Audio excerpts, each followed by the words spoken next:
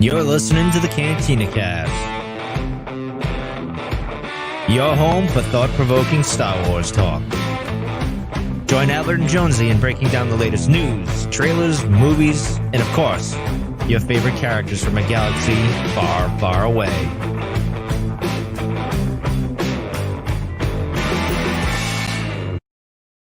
Hello, everyone, and welcome to the Cantina Cast. My name is Albert Padilla, and this is episode 354, The Future of Star Wars. So we are just over 24 hours since Lucasfilm and Disney decided to drop a big, huge megaton bomb on us that's exploded in a lot of our lives here. We're talking about a number of TV shows that are coming out to Disney Plus that are all related to Star Wars, as well as 2 movies.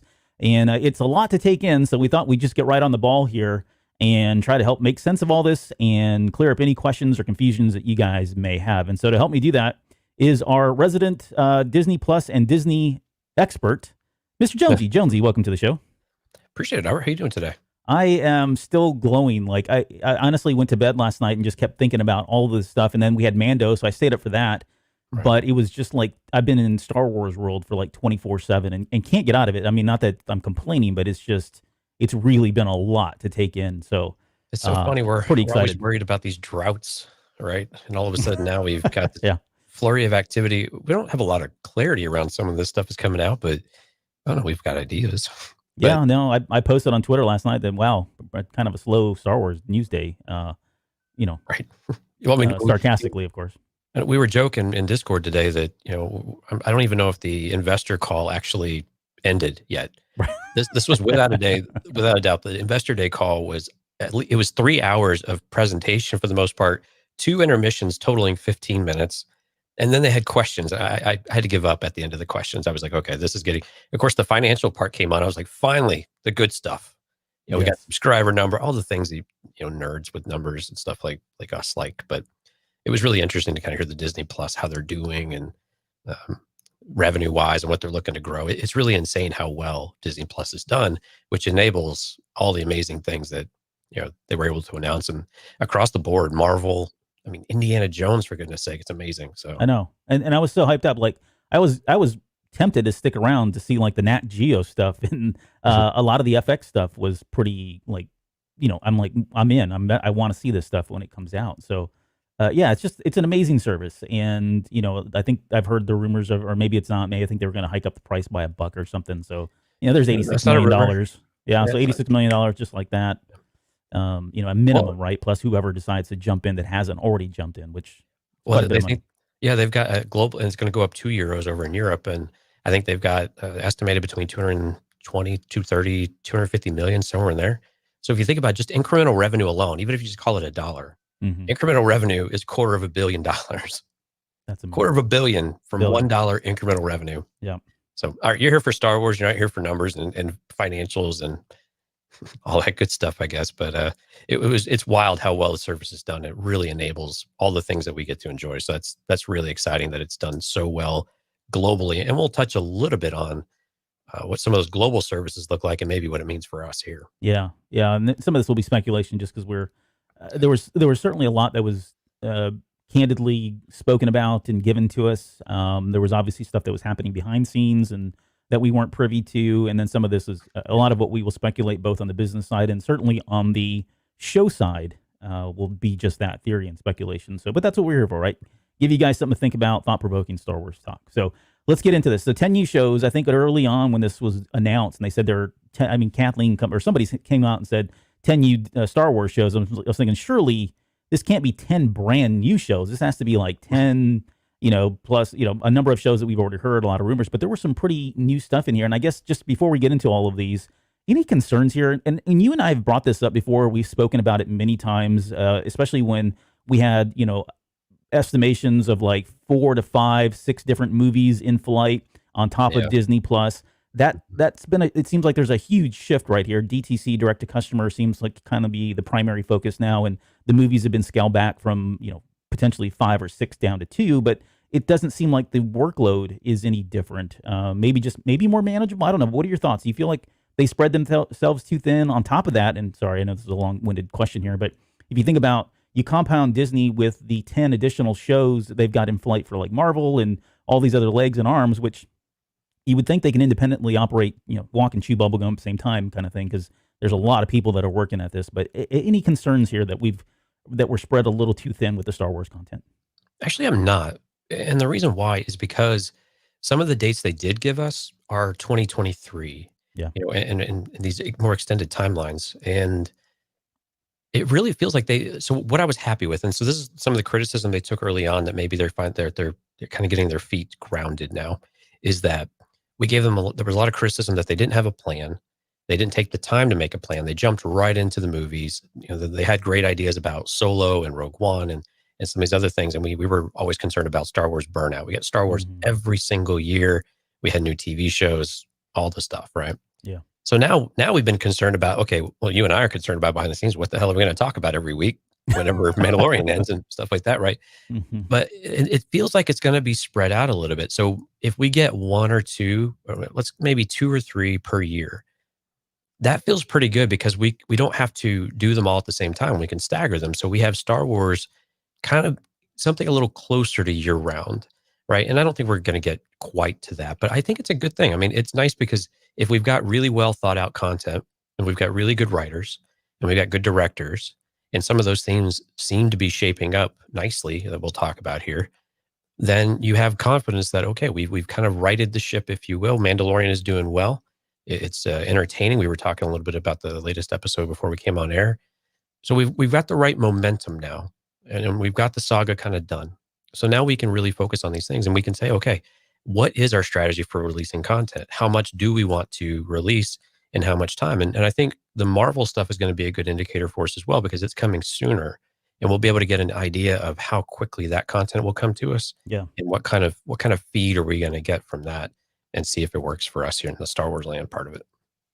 So, and there's one thing I'd like to say as well. Like, I may save it for another show, but I got to mention Kathleen Kennedy, just because this is exciting. I mean, it's rubbing me the wrong way in a lot of different ways. Like, and it's not from anybody that, it's all the same sites that have been against her from the very beginning, have called her the worst things in the as worst things you can think of, honestly, right? Mm-hmm. Some of the word choices that they're using, by like that woman, and just on and on about how horrible she is. And my problem with this is that you cannot falter. If you want to falter for the prequel or the sequel trilogies, that's fine. You have to give her credit, though. And if you don't, you're being completely irrational and unreasonable to say that she has nothing to do with the success of The Mandalorian, the success of all of these programs, and the people that they've got. They've got Hayden back. And you can, if you want to spin conspiracy theories of, oh, she's trying to make up for it and she knows she did something wrong, that's BS. This has been a strategy all along. Yes, they may have changed course a little bit after the movies, but a lot of that, if you think about it, if you listen to the conference yesterday, right? Disney, this is a Disney choice, not so much a Lucasfilm choice. They were all full steam ahead, right? With movies. Right.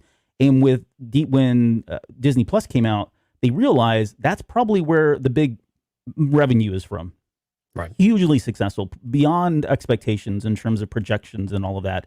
And so, yeah, I mean, one thing led to another, and it just so happens that you have somebody like Kennedy who can put a plan and put a strategy together and say, okay, let's revert some of these movies and turn them into TV shows, and let's introduce these other TV shows. And now that we have the freedom with DTC, we can expand into a lot of other areas of Star Wars, both in timelines and content and, the mythology and stuff that they probably would have never even considered. So I give her full credit for all of this, like I said, and I think that's only the fair thing to do. So, but that's all I had to get that off my chest. So, no, and I think that's totally fair. I mean, look, we had Rogue One that we thought was really good, right? Almost unanimously, everybody loved it. You and I thought Solo was a lot of fun, right? And we were disappointed they didn't do something else after that. So there's good things that come from everything, and not everything's a winner. She has been behind the scenes for a while now, which I was a little taken aback. I was a little surprised that she was there. I mean, but it made sense because Bob Chapek was also, or maybe it was Bob Iger, was, we're going to have the leads or the heads of every one of the departments are going to be the ones to represent that content and bring it out. So it makes sense because, I mean, she's the president of Lucasfilm, right? So she's going to be the one to bring it out. But I think it also reaffirms that, look, she's here to stay. It doesn't seem like she's going anywhere. So let's kind of get over it. and let's look forward to the content that we've got coming because it looks like an exciting slate. Some of them may be a little more exciting for this person than that person, but there's something they really they kept bringing this stuff about Star Wars for everyone. This is Yeah. still a thing, but they also did it Disney kind of for everyone, Yep. and Disney Plus kind of for everyone. There was a theme throughout the whole thing, and for everyone, it meant not only like a diversity inclusion from race or things like that, but it was also from like multicultural and also from like ages of appropriateness, so maturity levels as well. Mhm. So in some of the global content, we saw more mature content. So presumably something with more violence, more language. I I'm assuming probably more physical relations. I'm trying to look out for the kids here, but I think some of those things you're starting to see Disney stretch it a little bit here and really expand that content to where we will get potentially more serious or more gritty kind of content, and it won't be necessarily bound to Hulu or Star Plus or something like that. Yeah. So I think we're seeing an expansion of this, and it's exciting to consider where it might go for us. Absolutely. All right, let's talk about Star Wars specifically. I mean, you touched on the more mature content. I think Fox was kind of driving that, but maybe we'll table that another time. I don't want to get ahead of ourselves and say, oh, we're going to get rated R content from Star Wars. I don't think we're there yet, or if we'll ever get there. But I think, yeah. But let's talk about the future of Star Wars, and that's what I call the show. But if you think about it, ironically, there's only one of these shows that we know of, at least, confirmed, that'll be actually in the future. Every one of these other shows is in the past, and some of my theories are that some of these are way in the past. But that's, do you have any problems with that? Good, bad, or indifferent in terms of, are you happy with the fact that even though some of these shows are, again, not moving the timeline forward so much, that there were a lot of a familiarity? I mean, we've talked to death about how we were burnt out many times already when Rogue One came out. And then, we had Star Wars Rebels was out. We were always in this timeline between the original trilogy or somewhere in that area, but yet we got several shows that are right back in there. And I guess I don't feel the burnout anymore, and I haven't really put my finger on why. But how are you feeling about that? I think some of it is we've had some space in between, so we've been able to recover from that. Of course, now we're on Tatooine burnout, but I like the time. Well, we don't really understand what the future timeline really looks like quite yet, but you and I firmly believe where they're going in the past. And what's cool about it is that those are great new areas for us to explore, entirely new, potentially entirely blank, and probably not entirely blank, especially what you've kind of got there in your background as a teaser for us for the folks on the live stream. But I think people do get excited about cross platforms or cross pollination of shows, right? They like crossover events. And so I like it that we do have shows that can be interrelated. I think it also helps build the context of a Star Wars universe, if you will, like the MCU has done, right? Mm-hmm. I think that's what they're wanting to see, and that's what they're wanting to try to do more of. And I think those are good things because you can have, you'd like the opportunity when you do strike gold on a character that maybe you didn't expect or was completely out of the blue. It's great to be able to spin that off and actually develop content around it. And you've got, there's a huge galaxy to explore. And you've got these time frames that are still really interesting and really good. I mean, you and I wasn't really thrilled about Bad Batch because I was like, okay, well, what are they going to do? Well, what they showed us, I'm more excited about Bad Batch than I thought I ever would be. Because I thought Bad Batch was okay, but now I'm like, holy moly, I'm waiting to see this, and we'll talk about why. Yeah, the potential there. Right. Yeah. So you can do more in these contexts that I think is really great, as long as you still do something unique with it. And you care about the characters that they're going to bring on screen. That's the thing we have to continue to do. We have to continue to care about the characters, and we have to have a great story, and we have to have solid writing. We don't need to have great writing. We need to have solid, good writing. Yeah. Yeah. There's so just two more things before we jump into these shows here. There was we'll be talking about this, and I don't have a cipher or a legend or some way to kind of explain this, but they gave us three terms that were used yesterday: an event, a limited series, and a regular series. Now there's probably time frames around what each of these means. Limited being probably, or an event probably being 2 to 4 episodes. And again, pure conjecture on my part, but I'm going from like the comic book perspective in terms of what you would expect, right? But if it's something like an event, it's pretty small. Limited means, maybe 6 to 12 episodes, somewhere in that range, 10, 12, somewhere around there. And then I had regular anywhere from 12, or if they did 30-minute episodes of something, then maybe that's 24 episodes, right? Which is really only like 12, of course, if 12 1-hour episodes. But that kind of, it explains a lot. And I think some of this terminology leans into what you were saying about how we are seeing the birth of officially the Star Wars universe, the SWU, or whatever we're going to call this thing, because there are two shows that are literally events that have ties to another show that's currently going on right now. And so I think we are going to see a lot of these paths merge, converge, and then break off and expand into other shows further down the road over the years, which is very exciting to me as a fan of Star Wars, and then certainly as a fan of the Marvel U. And then where all of this really originates from is comic books, right? Comic books has been doing this forever, where they put these little Easter eggs and they hide these new characters, and they see and do a temp check to see how well people, how appealing they are to people. And if it's something that is very hugely successful, then boom, they get a limited series. And then if that turns out to be successful, then it blows up into a larger series, and that could expand into something like a movie, right? All of this is a recipe that comic books have been doing for a number of years. We're just we're very fortunate to have somebody like Kevin Feige and all those guys that are at Disney right now that are driving this on the MCU side and allowing companies like Star Wars and other IPs to take advantage of that and reap the benefits like they've done. So pretty exciting stuff. It really is, and I still have a hard time believing that we're going to get with either Marvel or Star Wars 24 episodes of something. I think these tend to be in this 2 to 4, 4 to 6, and then this 8 to 10 or 8 to 12 type of range of number of episodes for these three categories you gave us there. And I think that's great. I mean, you can still get a lot done within that context. And the reason why I say that is because we've seen this with the CBS All Access with the Picard show, and we've seen it just in other places. We see it with Mandalorian. So there's a lot of, and it's difficult we don't want 22, 24 episodes, right? Because when you do that, you get a ton of filler, and we don't like filler. We're kind of done with it. Clone Wars was great. You speak for yourself, buddy. But yeah, I'm with you. Well, Clone Wars was great, but there was a lot of filler in it, right? And that's why it kind of had a hard time keeping audiences interested.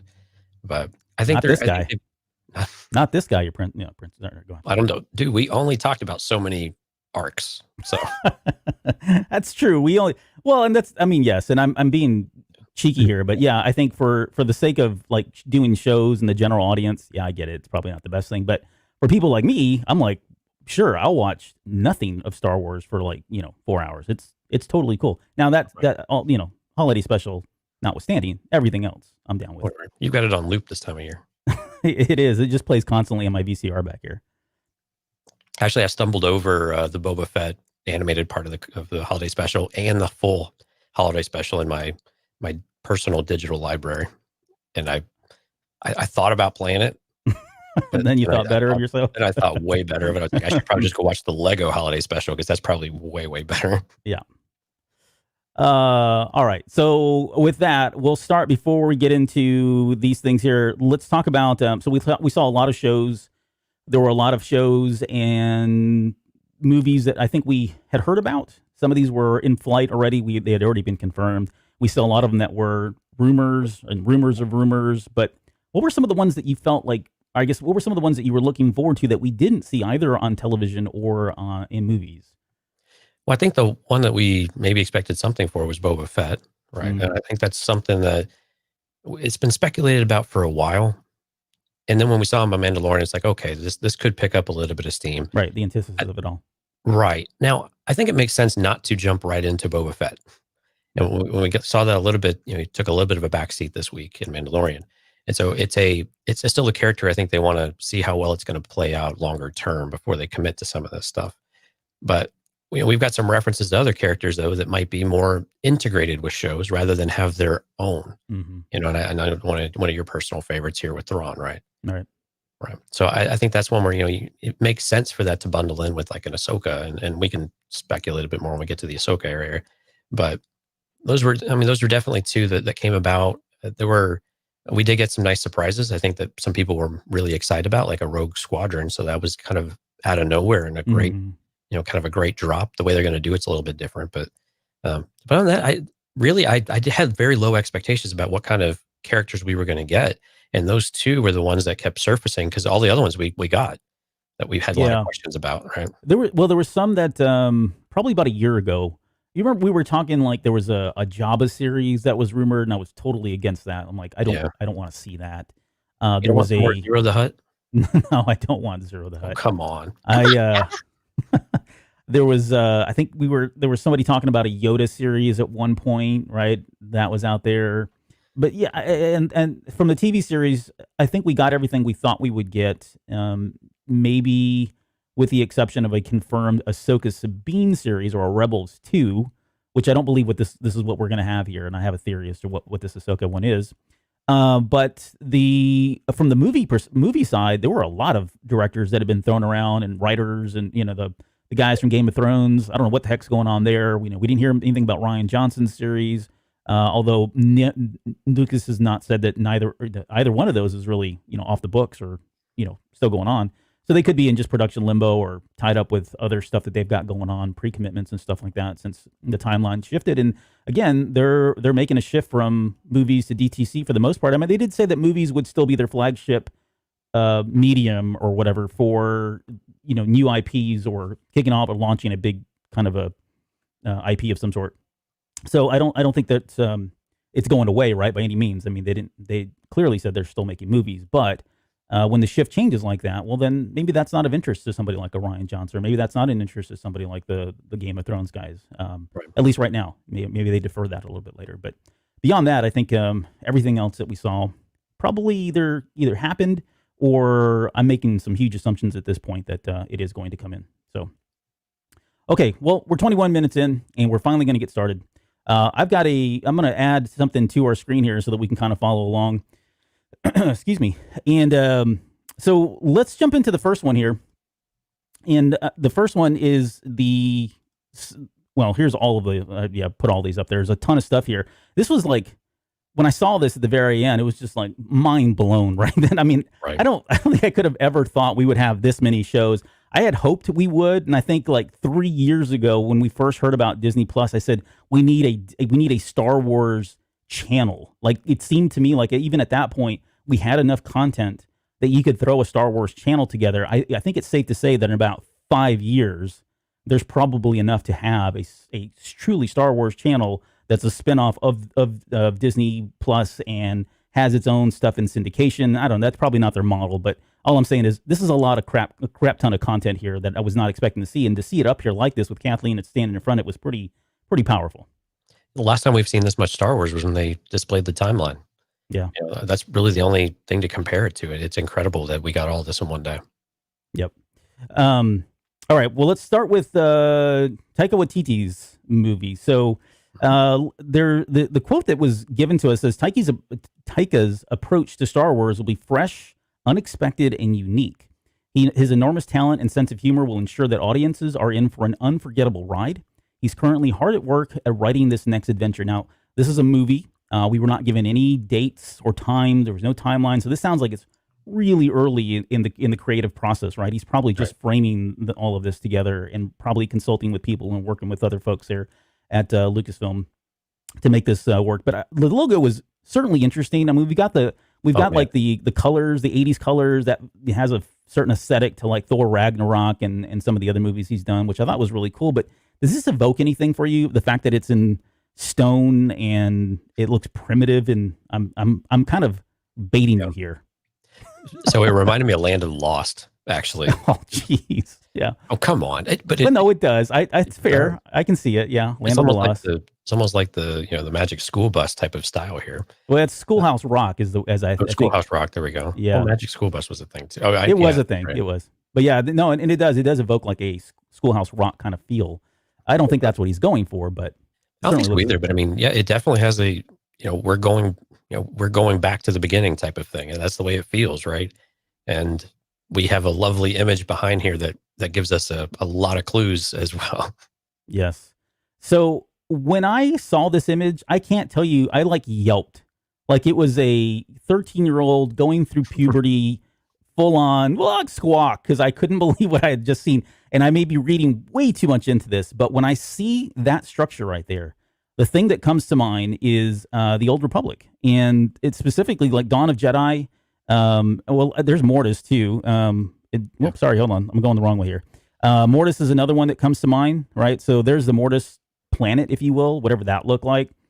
Again, it doesn't look exactly the same, but it's hard to argue that the structures aren't very similar, right?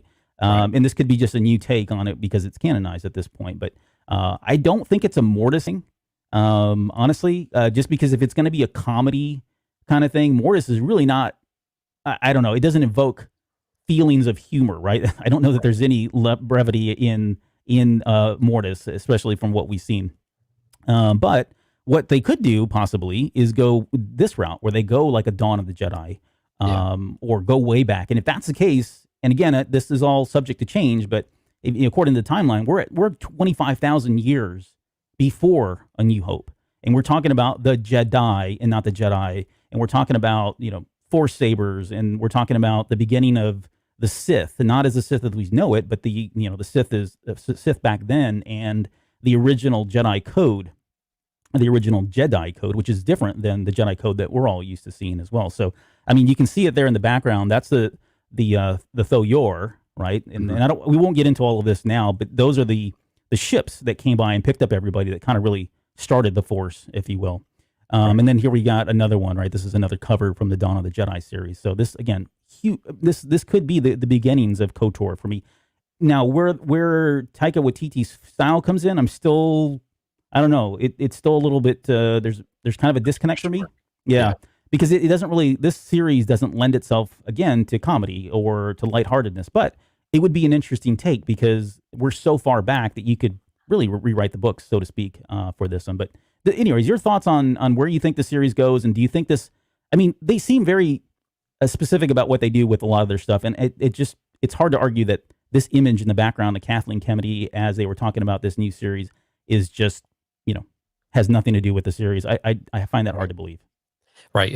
And a little flavor of this, there were 9 of these kind of ships, right? So we could say that they're all a little bit different, which would explain why there's a difference between the Mortis one and what we were seeing on this screen here and what we saw in the comics. And you're right. We just got Tython in Mandalorian. Yep. Right. And so that's just not coincidental at this point. It certainly doesn't suggest that it's coincidental.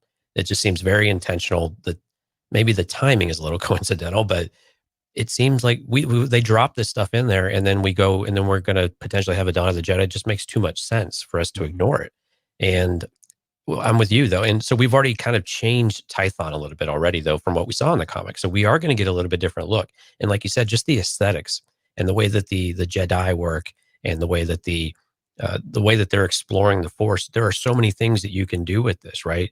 I mean, this is where we get the Dai Bendus as well, and this is also where we get, if you remember, the Bogan collection from Jedi Lost from the Dooku. Yeah, mm-hmm. Yeah, this is where the Bogan is the darkness, dark moon, and then there was what was the bright one? Ashla. Ashla was the bright. So you have the light and the dark, right? And Tython was this planet that non-Force users couldn't live there, because it was so central, so powerful. So they had to live on these moons. And so we've already seen people on Tython, but is there a difference to it? And so we could see this different dynamic between the two, which would just be really, really exciting to see. And again, the evolution and seeing the early days of the Jedi and the early evolution of what would become, an ancient Sith aspect of it, or the dark side kind of emerging, and them understanding it, has just such a unique take. But I'm with you. Taika Waititi's style doesn't really seem to fit with that more serious kind of nature of things. So but what I do like about the suggestion though, is that Taika Waititi is able to do, serious content, and then also infuse that Star Wars humor that we like. Yeah. Right. So can it be subtle, and will it be well written to where it seems appropriate? Right. Because we had Empire Strikes Back, but there were still comical moments in there, right? Yeah. There were still things that made sense. So I think it's an interesting pick. Taika Waititi can't seem to do anything wrong right now. So it's a natural choice. You bring a high profile guy in, and we've seen really high profile people in general, women and men alike. So we're going to see, we're going to get a very unique type of show, but I really hope this ends up being Dawn of the Jedi or early, Old Republic type of stuff, because, and Dawn of the Jedi specifically, I think, yeah, I would really like to go back to to more or less the origin of things. Yeah. And that see what that story looks like. Yes. And that the juxtaposition between where the Jedi started to where they are today, right? Or even where they were in the original trilogy or prequel trilogy is such a stark difference that I think it's going to be quite intriguing and appealing for a lot of folks to see, Right. wow, how far the mighty have fallen, right? Well, and we're going to see that dynamic with High Republic as well, right? So oh, yeah. you can see them at different stages. I think it's just really exciting to be able to really explore the Jedi and see how worthy they are of all the crap that they got in the prequels. Right. How they got themselves into trouble, the mess that they did in the prequel trilogy. The only other thing I'll say is, as I was making these comparisons to, the old Republic doesn't necessarily lend itself to comedy. Mortis doesn't necessarily lend itself to comedy. I would have told you years ago that I didn't think Thor would lend itself to comedy, right? That series it's had some lighter moments, but it's not been Thor Ragnarok. And I can't tell you how much I loved Thor Ragnarok. So that is kind of what you were speaking to, right? He can do no wrong. And I think if they're going to entrust anybody to kind of bring that style to something that wouldn't necessarily be at the forefront of your mind when you're thinking Star Wars comedy, right? He's probably the only person that I would even trust to do that safely at this point. So who knows, right? Okay, well, we'll move on from this and go right into Rogue Squadron, which this one was, like you said, a big surprise. So this is a movie. Much like these are the only two movies that were announced. Movies come in. Surprised me the most, actually. Yeah, I know. It really floored me, honestly. Now, with one small caveat, one asterisk, we'll talk about here. Christmas of 2023. So we're still 3 years away before this even comes out. So it's crazy they've announced it, but that's kind of par for course. I mean, you think about it, they've got a lot of production to do if it is a full-fledged movie, and of course, there's COVID going on. That's going to delay a lot of things. This is probably a 2-year project that would have normally been wrapped up like in 2 years, but with everything going on, 3 probably makes sense. And again, there's plenty of other Star Wars to go around, so they're not in any hurry to get content out here with this one. So it's a slow burn. And so from the presentation, it said the story will introduce a new generation of starfighter pilots as they earn their wings and risk their lives in a boundary-pushing, high-speed thrill ride and move the saga into the future era of the galaxy. And that's the key takeaway for me. Like, it seems like it's Rogue Squadron in name. Well, it is. It's not. It seems. It is Rogue Squadron in name. My hope is that it's going to be Rogue Squadron in spirit, because I don't think we're going to obviously have the same characters. Maybe they make parallel characters to the original Rogue Squadron series so that we can relate to that in some way. I don't think that's necessarily has to happen, but it would be kind of a cool nod if she did something like that. But how do you feel about? I mean, this is the only series that's going to be in the future. This is truly the only future Star Wars that we're seeing here. But how are you feeling about Rogue Squadron, and do you agree, or do you think it's going to be something completely different and it's just title only at this point? I think right now it is title only. I think that what's unique about it is that this is the only movie for Star Wars that's on the slate at all right now, with actual confirmed. This will be the first Star Wars we see since Rise of Skywalker from a movie aspect, which I just find super interesting because I'm curious what the intent of this movie is. It just to kind of a one-shot deal like we've had with some other movies, or is it meant to potentially spawn a series that they're going to, explore at longer term? I'm curious how they keep our interest level. We've seen some movies do really, really well they're around the flying. I'm trying to remember the one that with the Tuskegee Airmen that Lucas did, and Red Wings or Red Tails? Red Tails. Red Tails, yeah. So we've seen movies like this that can do it, and not everything is quote in the air or in space and battles and things like that. But it'll be very curious to see how they do this and how far in the future are we talking about, because I have a feeling they're going to more or less completely remove themselves from it. Because really, who would you have for a cameo that's part of Rogue Squadron? Really, all that we know that's left is really Luke and Wedge, right? Yeah. So they're the only two. So and neither of those actors seem likely to come back. I mean, Mark Hamill's done. I think pretty fair to say Mark Hamill's probably done. And then what was his name? Dennis Lawson. Yeah, kind of had to be begged to come back for Rise of Skywalker, right? And then got like a one-liner. So I really don't know. This was the one that threw me for the biggest loop because it was so interesting that this is what they want to come back to Star Wars in the big screen for. And I just don't, I really have no idea what they're going to do. Of course, I played a lot of the Rogue Squadron video game, so I remember that, but that was all set in the original trilogy. Right. Yeah, I think so. So on this one, I think one of the more intriguing aspects of this movie is the fact that because we are going to be in the new era, and I'm assuming this is post the Rise of Skywalker, right? I don't think they would have made mention of this had it been in Rise of Skywalker era itself, but this seems to post Rise of Skywalker. And if that's the case, then there are some pretty interesting and appealing aspects of it where they could introduce some of the characters. I mean, Poe Dameron obviously jumps to the front since he is kind of like the ace pilot, right? We're probably going to at least hear mention of them. I wouldn't put it past him to come back. Honestly, he seems like he's done just about everything. He seems to be coming back for everything, so long as it makes sense and they can show him the money. Right. I think he'd be willing to do it, which would be great to have him do. But then you think about like Resistance, right? We know Kaz from the Rise of Skywalker novelization. He participated in the Battle of Exegol, so he's still around, and he is an ace pilot, and he is, and the whole Team Colossus is still around at this point as well, at least from the way the series ended. So there's potential for those characters to show up as well. But I do like the idea of this new group of people. It doesn't necessarily have to be people we already know. The one thing that always comes to mind with Star Wars is like, okay, so who's the antagonist here, right? If the Empire is gone, the First Order is gone. Is it a rehash of what's happening now, where in the Mandalorian era, where it's just remnants of the Empire? Only this is the remnants of the First Order. Are we going to get the Yuuzhan Vong? Are we going to get some other menace, or is it going to be the Chiss? Right? I don't know. I mean, there's your brain goes a lot of different ways here in terms of who could really be a threat into the galaxy at this point. And maybe the one piece of this that we're not really sure of is we don't have a timeline. Like, I'm just assuming it's immediately after the Rise of Skywalker. But what if it's 100 years or 50 years or something in the future, right?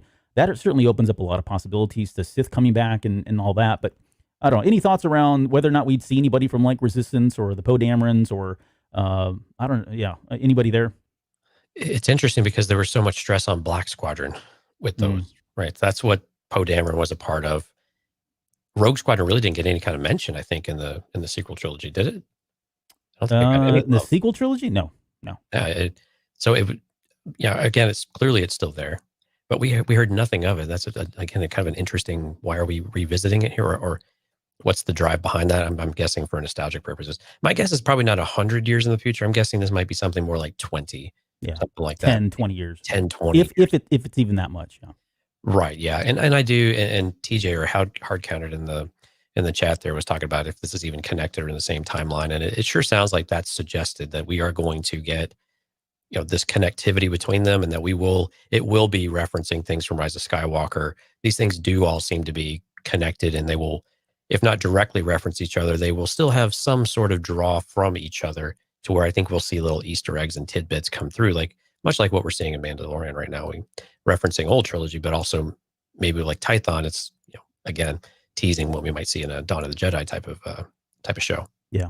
There was one thing that I found. I think it was Deadline had another quote that did not come up in what Kathleen Kennedy had said. This was afterwards.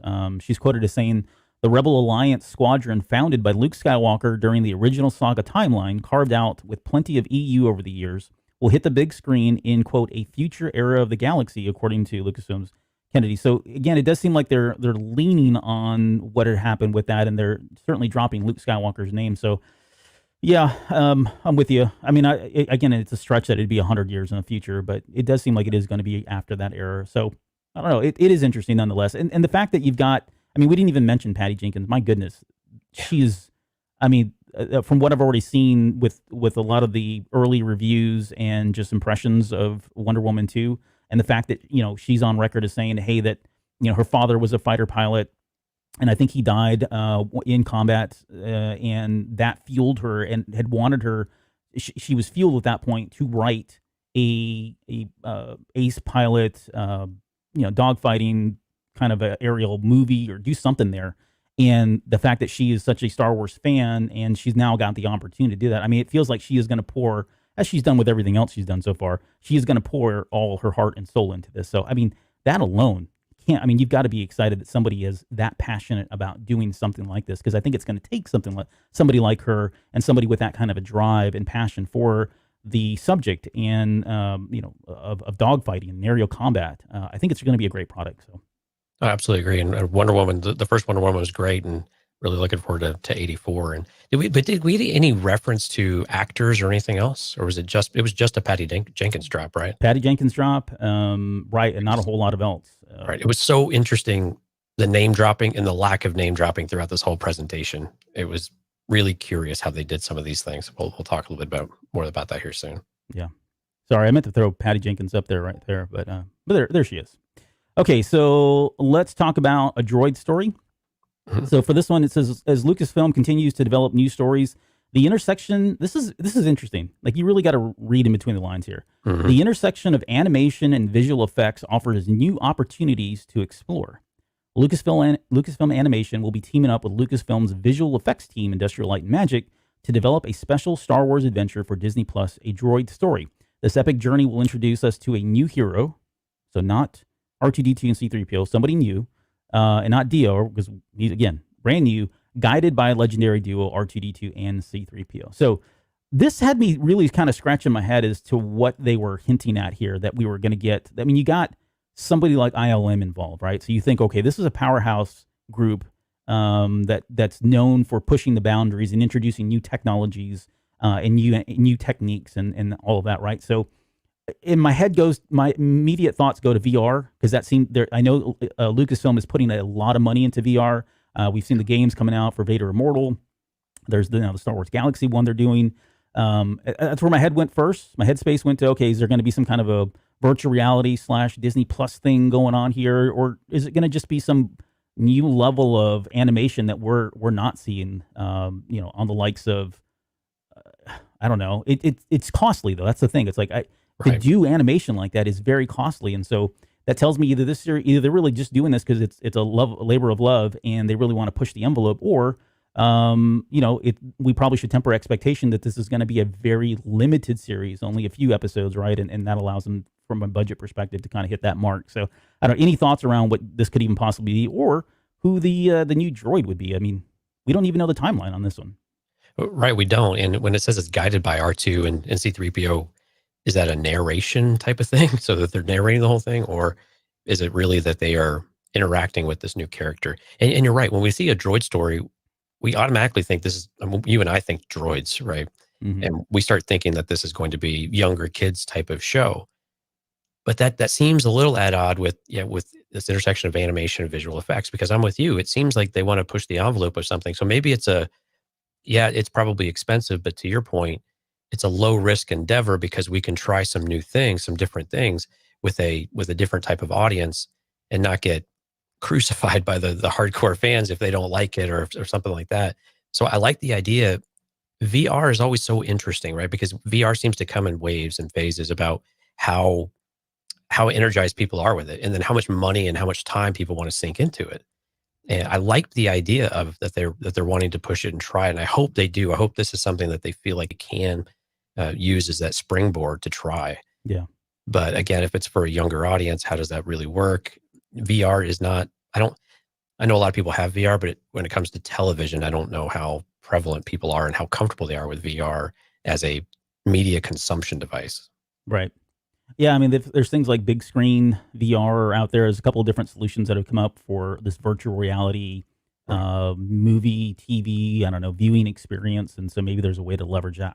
Again, this is pure speculation and fanboy on my part. And maybe because I have an Oculus Rift coming, so I'm pretty excited about using that, and I want to take advantage of it wherever I can. So there's some self-interest here in ensuring that this is the case. But the other thing here that I want to get your opinion on is, I thought it was curious that they used footage from Return of the Jedi to show R2-D2 and C-3PO. I mean, there's plenty of times where these guys are together over the course of all these movies, right? But they seem to have focused both cuts of the footage that they showed of them during Return of the Jedi. Is that a hint that we're going to be there, or do you think this is just somebody said, "Oh, that's my favorite movie," and decided to use that one? The thing that I noticed was backgrounds and music mattered in these presentations, no matter which franchise we were talking about. So I think there's something. My guess is this is going to be between Force Awakens and Return of the Jedi. Mm-hmm. I think it's going to fall within that timeline if they really define a timeline. But if there's any kind of story aspect that 3PO and R2 are referencing, it'd make a lot of sense. They have 6 movies effectively from our perspective to draw on. Well, I mean, 3PO doesn't, but whatever. Yeah. Only got a few. Yeah. But yeah, I think that's something they could draw on. But I think this is going to be between that Jedi and Force Awakens aspect of it, because it's familiar enough for both crowds. I think that they can get on board with it. especially with new characters. Yeah. Let's move on to Star Wars Visions. And Yeah. I mean, this one, they're selling it as short films, 10 short films. There was no release date that was announced on this one as well. It was pretty high level. It said, presenting all new creative takes on the galaxy far, far away, Star Wars Visions will be a series of animated short films celebrating Star Wars through the lens of the world's best anime creators. And let me just stop there, because when I heard that, I'm thinking, oh, this is like the Animatrix, right? Where if you were a fan of the Matrix, they did this spin-off of all these different stylistic stories that were supplemental to the main storyline of the Matrix and the trilogy of the Matrix. It seems like this is kind of we're in that same vein here. It says the Anthology Collection. When I hear Anthology Collection, I think, okay, yeah, this is going to be a lot of different stories, not necessarily connected in any way, standalone individual stories, right? Anthology Collection will bring 10 fantastic visions from several of the leading Japanese anime studios, offering a fresh and diverse cultural perspective to Star Wars. What's your take on this? And are you? I mean, you're not a big anime fan, right? That I'm aware of, anyways. No, I'm not. But how this looks and the ways that they can stretch Star Wars with this type of thing, with this type of content. And I love the term visions, because you don't have to adhere to really any of the rules if you don't want to. And you can do it not only visually and stylistically different, but you can bend the physics of the Force. You can bend the physics of what we know. You can bend the ideal system of Jedi and Sith, or from rebels and empires and things like that. You can it's so malleable with this type of thing. And it's so curious they used anthology, because we haven't heard that word in a long time. Right. It was all the rage several years ago, but we haven't heard it. Yeah, we heard it was a thing, but it didn't pan out. Yeah. So I like that aspect of it. And I think just the title of this whole collection is just so, I think it just be so diverse and so different, and just give us a really unique flavor of whatever they want to explore. I would like to see I don't expect to see them overly connected. I think they're going to be one shots. I'm kind of curious. I mean, they say shorts. I'm guessing, like, how long do you think these are going to be? 5 or 10 minutes? Or is this going to be like Clone Wars 2-minute type of thing? Yeah, I'm thinking like 10, 15 minutes, like short stuff. And Disney, if you go to Disney Plus right now, they have like the Pixar stuff that they've done. And those are like 5 minutes, some of them are like 8 minutes. They're very, very small, very, very short. But some of the some amazing storytelling. And that's not what we're here to talk about, but there's already been a precedent set on Disney Plus for both Pixar and Disney themselves. Disney has their own series, and I forget the name of that one, but they're all amazing stuff. That's kind of where I see this going as well. Right. And we know that the ideas of George Lucas were so rooted in Asian culture and the samurais and so many of those types of ideals, that this is just such a natural fit to bring those cultures in and have them tell the story, or tell a story, and give us their take on what Star Wars is. And they were very careful not to give us really any extra information regarding, aspects of that story, or where, if it's going to be timelines, or is it even going to be, anything that we really recognize from a storytelling or from a character perspective, or is it just going to be entirely, focused kind of pieces, if you will? Yeah, I'm with you on that last part. Like, I see these images that I've got here that I've got pulled up on the screen right now. That is clearly a samurai, right? And that looks like a lightsaber. Samurai were known to put their swords off to the sides and then do the bow, and then they were supposed to sheath them as well. But if you had a weapon, you would put it off to the side to disarm yourself, right? So when I see stuff like this, I'm thinking, okay, this is going to be Star Wars. It's not even going to be, it potentially could not even be in the universe as we know it.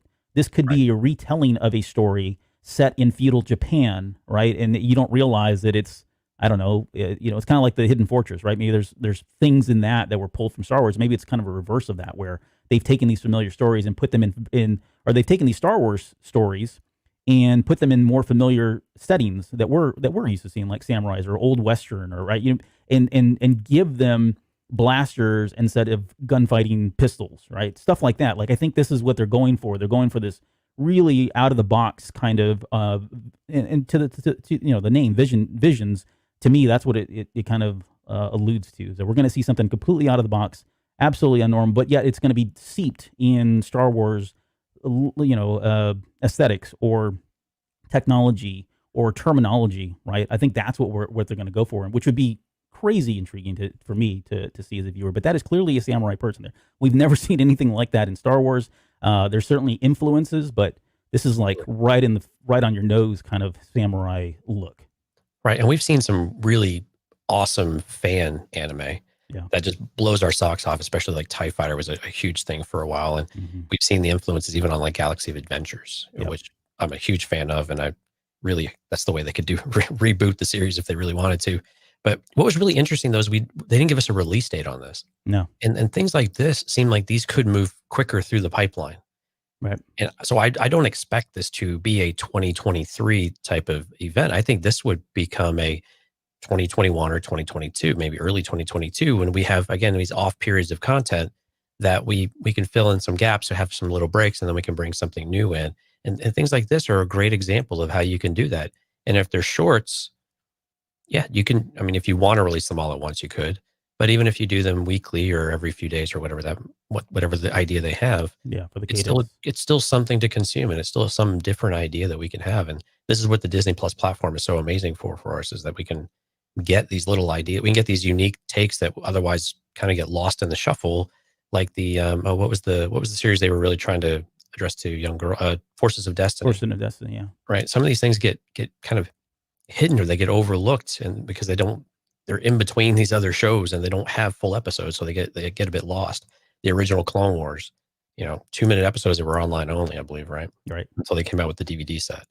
So anyway, I'm glad that they're doing these types of things. We saw Marvel doing What If, and you and I have kind of said that would be fun with Star Wars. Star Wars, yeah. This is kind of about as close as we're getting right now, and I think that's fantastic. Yep, that's a good point. And let's move into Lando. Oh yeah. So. And this is where you said like the music, right? With total Shaft music. It was Shaft 100%. 70s, early 80s. Yep, it was great. I think you were doing Sanford and Son there, but it was definitely like a 70s, 80s vibe for Lando. But this was listed as an event series. So this seems like it's going to tie into something else that's going on, and we'll talk about speculation what that could be here in just a minute. Right. But it says everyone's favorite scoundrel, Lando Calrissian, will return in a brand new event series for Disney Plus. Justin Simien, creator of the critically acclaimed Dear White People and a huge Star Wars fan, is developing the story. So again, this one feels like it's really early since we didn't get a whole lot. They did show a reel, and at least as of this, or like probably 30 minutes prior to coming on the air, I went back and looked at most of my more reliable resources out there to see if anyone had kind of broken the news on what this would even look like. But I hadn't found anything. So I don't know what was shown there. From what I hear, a lot of the stuff that was in reels was really just BTS and not like trailers and stuff like that. So maybe they had an interview with Simeon or Kathleen Kennedy or somebody, right? But it sounds and looks a lot like it takes place after the events of Solo, and I'm making a huge assumption there. But I want to get your thoughts on: do you want it to be after Solo? Do you want it to be Billy D. Williams as Lando Calrissian, or, which I think is, you and I have talked about this before, and I think this is probably the more prevailing theory right now, is that this is going to be the Calrissian files, and it's going to be like this mixture of present day, past events of Lando, almost to the tune of like Last Shot, where we kind of had these multiple timelines, and there was really some cohesion, and they were tethered in some way. One was kind of building on the other one, but Calrissian Chronicles, Young Indiana Jones kind of series, is that something you'd be interested in doing, or do you want them to just stick with one? And then the follow-up to that question is, who do you want this to be? I want Donald Glover. I got to be honest. It was so interesting. So this is what I was talking about earlier. We didn't get any actor name drops for this. Like none. And it's just like, why? We know the Landos. Can you just tell us what the idea behind it is? And so I think that's why you still have the speculation. I think that's why something like Last Shot probably makes a little more sense than Calrissian Chronicles, I think, to me. Because Calrissian Chronicles, you kind of figure that's years and years worth of stuff going on. Mm-hmm. Otherwise, I would like a Calrissian Chronicles show. Let's just name it Calrissian Chronicles. I think it'd be fantastic. But they didn't. They just called it Lando, which is so like generic. Right. But I mean, right. So we get the Millennium Falcon. Right. So we get the Millennium Falcon with the escape pod still in it, right, in the visuals and whatnot. So that, again, that could be before Solo. It could be in the events after, like, toward in the kind of the epilogue of Solo before Han wins the ship. Mm-hmm. But we didn't get an L3 reference or, again, and no actors whatsoever. But I think it went over well enough that I think this is, again, another soft idea of saying, okay, we like that Solo era. We like these younger actors. We can still keep the characters active and still engage people. And these were popular enough to where we can still present this. And I think that would be a great thing, because we could still pull this content together, and it kind of keeps hope alive for the people who are looking for Solo too. And I think this is kind of next best thing. I think this is probably going to be before Solo is my guess. Yeah. I would maybe not much before, maybe just a couple of years or something. And that would give us the opportunity to have somebody like L3 back on screen, right? And kind of understand that weird relationship that they had, but as well as all those adventures that he had been on up until this point, right? He was pretty well known. Albert, it works. Yeah. So I've heard. I wouldn't know, but yeah, it certainly would give us a different perspective of him coming into a Solo a Star Wars story as well. Could Billy Dee do a cameo? Absolutely, and I think Terrence is kind of suggesting some of that stuff. Oh yeah. It says maybe Billy Dee Williams is trying to help that girl from Rise of the Skywalker. I don't remember her name. I think it was Gina. Yeah. Because they left that wide open at the end. Yeah, they certainly did. So again, if it is going to be multiple timelines, and it really is truly about Lando, of course, across all of his, maybe even as a youth, we don't even know what that would look like. There's certainly opportunity to kind of bring this in and make it a kind of a serialized television show that's jumping around different timelines, and you really just kind of get this background. Again, I said Young Indiana Jones Chronicles, which is, if you've watched that or seen that, it's an old 80s show that came out, late 80s, that was chronicling Indiana Jones, and you saw him at different times in his life, and how he became the person that we all knew going into like Raiders and Temple of Doom and Last Crusade. So what does event look like to you in this one? Is it 4 or is it 6 or is it 2? What does that feel like to you for something like this? If it's an event, it seems like it's only going to be about 4 or 5, and like I said earlier, I think it'd have to be tied to something. Like it feels like if it's an event, it's building up to something, or there's other ties or other things going on in and around the same timeline that they're trying to build towards and show that there was some building or a precursor or a prerequisite. Either this was the prerequisite to something else that was going to happen, or something along those lines. I'm thinking about 4 or 5 episodes only, though. Could it be a precursor to Solo 2 then? Maybe. Yeah, it could be. Right. We get the background. We get to see what happens in between, and then boom, it's successful. Now we roll out Solo 2. Right. So we don't know what they're planning. Right. It's certainly all doable and feasible. We're going to talk about Acolyte. Oh yeah. Yeah. Oh yeah, is right. So not a lot of information. In fact, I don't think we got a timeline. We didn't get. I think it was called a series. So I'm pretty excited about that. That means it's going to be ongoing seasons. So that's all good. But Leslie Headland, Emmy Award nominated creator of the mind-blowing series Russian Doll, brings a new Star Wars series to Disney Plus with The Acolyte. The Acolyte is a mystery thriller, which had me super excited, right? Same thing with like hearing Spy, whatever, for Cassian Andor series. When we first heard that, we were blown away because it's so different. We don't really get a lot of this from Star Wars. But this is a mystery thriller that will take the audiences into a galaxy of shadowy secrets and emerging dark side powers in the final days of the High Republic era. So full stop, because when we first heard about the High Republic, they were pretty adamant that, okay, the Sith aren't around, dark side really, the dark side's always there. I don't think anybody would argue that it's just gone completely, right? Right. But we were led to believe that there really wasn't going to be any Sith, and because this is on the very tail end of the High Republic. So again, High Republic takes place about 300 years prior to the events of the Phantom Menace. We're going to be right at the cusp of where we get to with the Phantom Menace. So to me, like, this opens up a lot of possibilities for a lot of the legends characters on the dark side that I think they could start playing with and toying around with. And what I mean by this is somebody like a Plagueis, right? Yeah. Plagueis was born, I think, about 150 years prior to the Phantom Menace. So again, if it would fall in line here, or Darth Tenebris, which was his master. That was, I don't even know how many years that was, because I don't think we got a lot of information there, right? But it could be a Plagueis. Maybe that is the Alkalite. Or maybe it's something like the Night Sisters, right? On like Malachor. Or maybe they introduce us to like Korriban or Exegol, right? Or Morband, right? All these Sith planets that we've heard about for so long, either in Legends or canon. There's a wealth of possibilities here, and I just love the fact that it is, again, right. This is the beginning of the dark side, which you've got to think it's got to lead into somebody like Plagueis or Palpatine. But what are your thoughts? Are you excited about this one?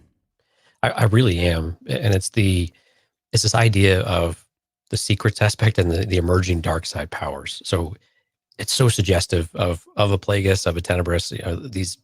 These characters that we know so little about, that there has been an outpouring of especially the EU fans, but I think in general Star Wars fans who hear these phrases from Revenge of the Sith, and it just sparked our imagination about what is that story. And we have so many questions about Palpatine in the future, but we've got to explore a few of them in something that is no longer canon. And Plagueis is no longer canon. Like the book itself it's on that bridge, but I think it's considered not canon. Right. And so it's something that we can reestablish in a canon, and we can figure out how Plagueis might work into the overall thing. And I thought, you have to clarify that you're the High Republic expert.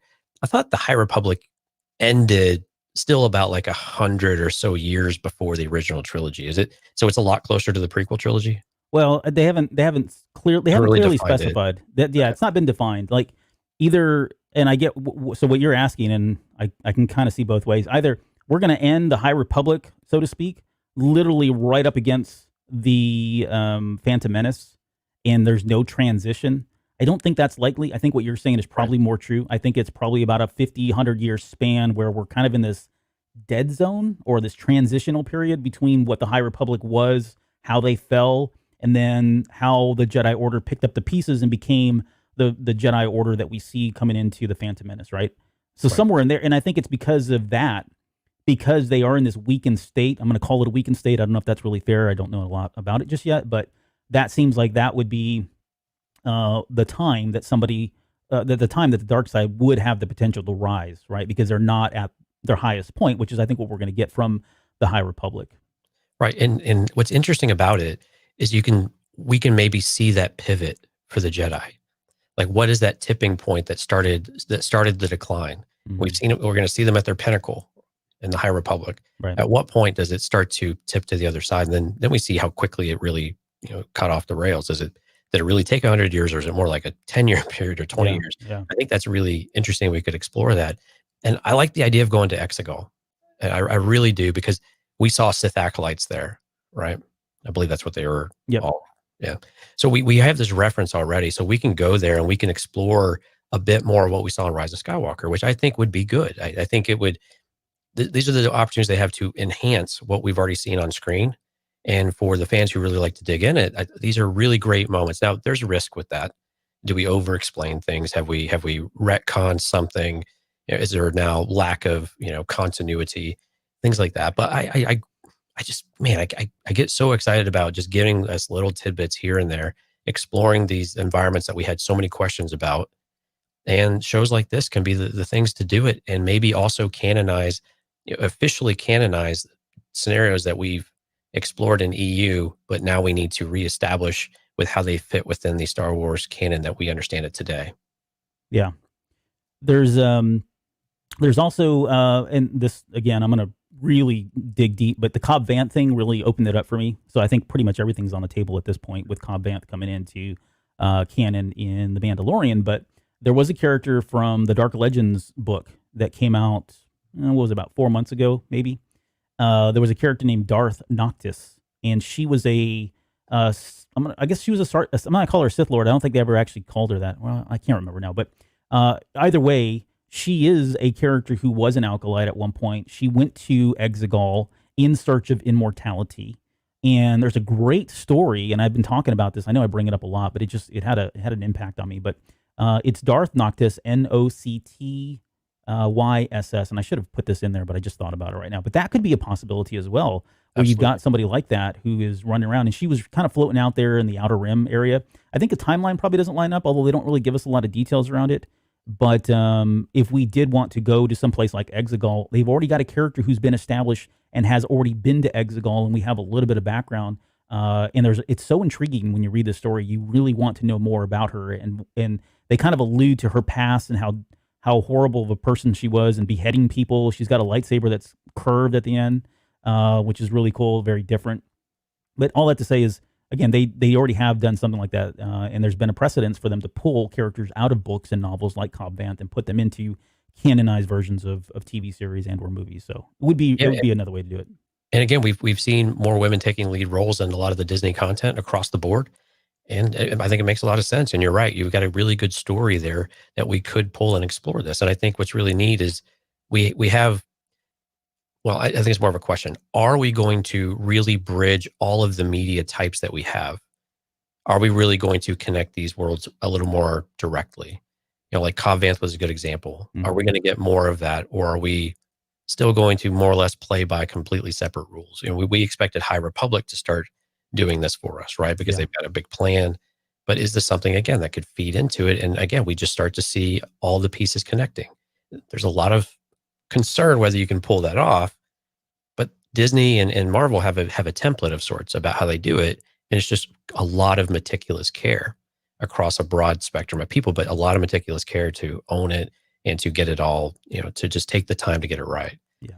And it sounds like maybe that's the direction we're going. But this show, this is probably the most exciting one for me, that I'm just really curious to see what they take it. It can have that darker tone, which I think we're all kind of craving to see. What does a darker tone Star Wars look like? Yeah. What does it feel like? How does this feel? Is it what we expected? Is it something we actually like? And this was said in the chat earlier, but getting any kind of Sith lore, this is from Terrence again, any kind of Sith lore that we might be able to get is fantastic, because we have so little. Mm-hmm. And I think to canonize it, we have a lot in KOTOR, don't get me wrong. But I think to get some more in this more modernized timeline would be really, really great. And I don't want a whole lot. I don't want too much, but I want to start to explore some of that a little bit so we can get a better idea of what does it truly mean? What do we see with true sacrifice and those types of ideals with our great villains that we've got? Yep. And finally, on this topic, back in 2018, I think, or 2017, whenever it was, when Disney Plus was announced, we came on and we were speculating about, okay, what kind of Star Wars shows would we want to see? Right? I think we did a roundtable. It might have been on a roundtable episode, or maybe it was Cantina Cast. I forget now. But I remember saying that what I had wanted was a Sith tale. And my idea, my concept was they were going to have a master and apprentice, kind of like I think I said Game of Thrones at the time. But every week, you know, they were killing people, but there was also the rule of two was always at play, right? And so you never knew whether the master was going to kill the apprentice or the apprentice would kill the master, and you would have this underlining plot or storyline of them planning all of this, and you know, it falling short or not really panning out the way they wanted to, and so they would try again every week. And so you would have this other story going on, but underneath that underlying story of them just trying to kill each other off.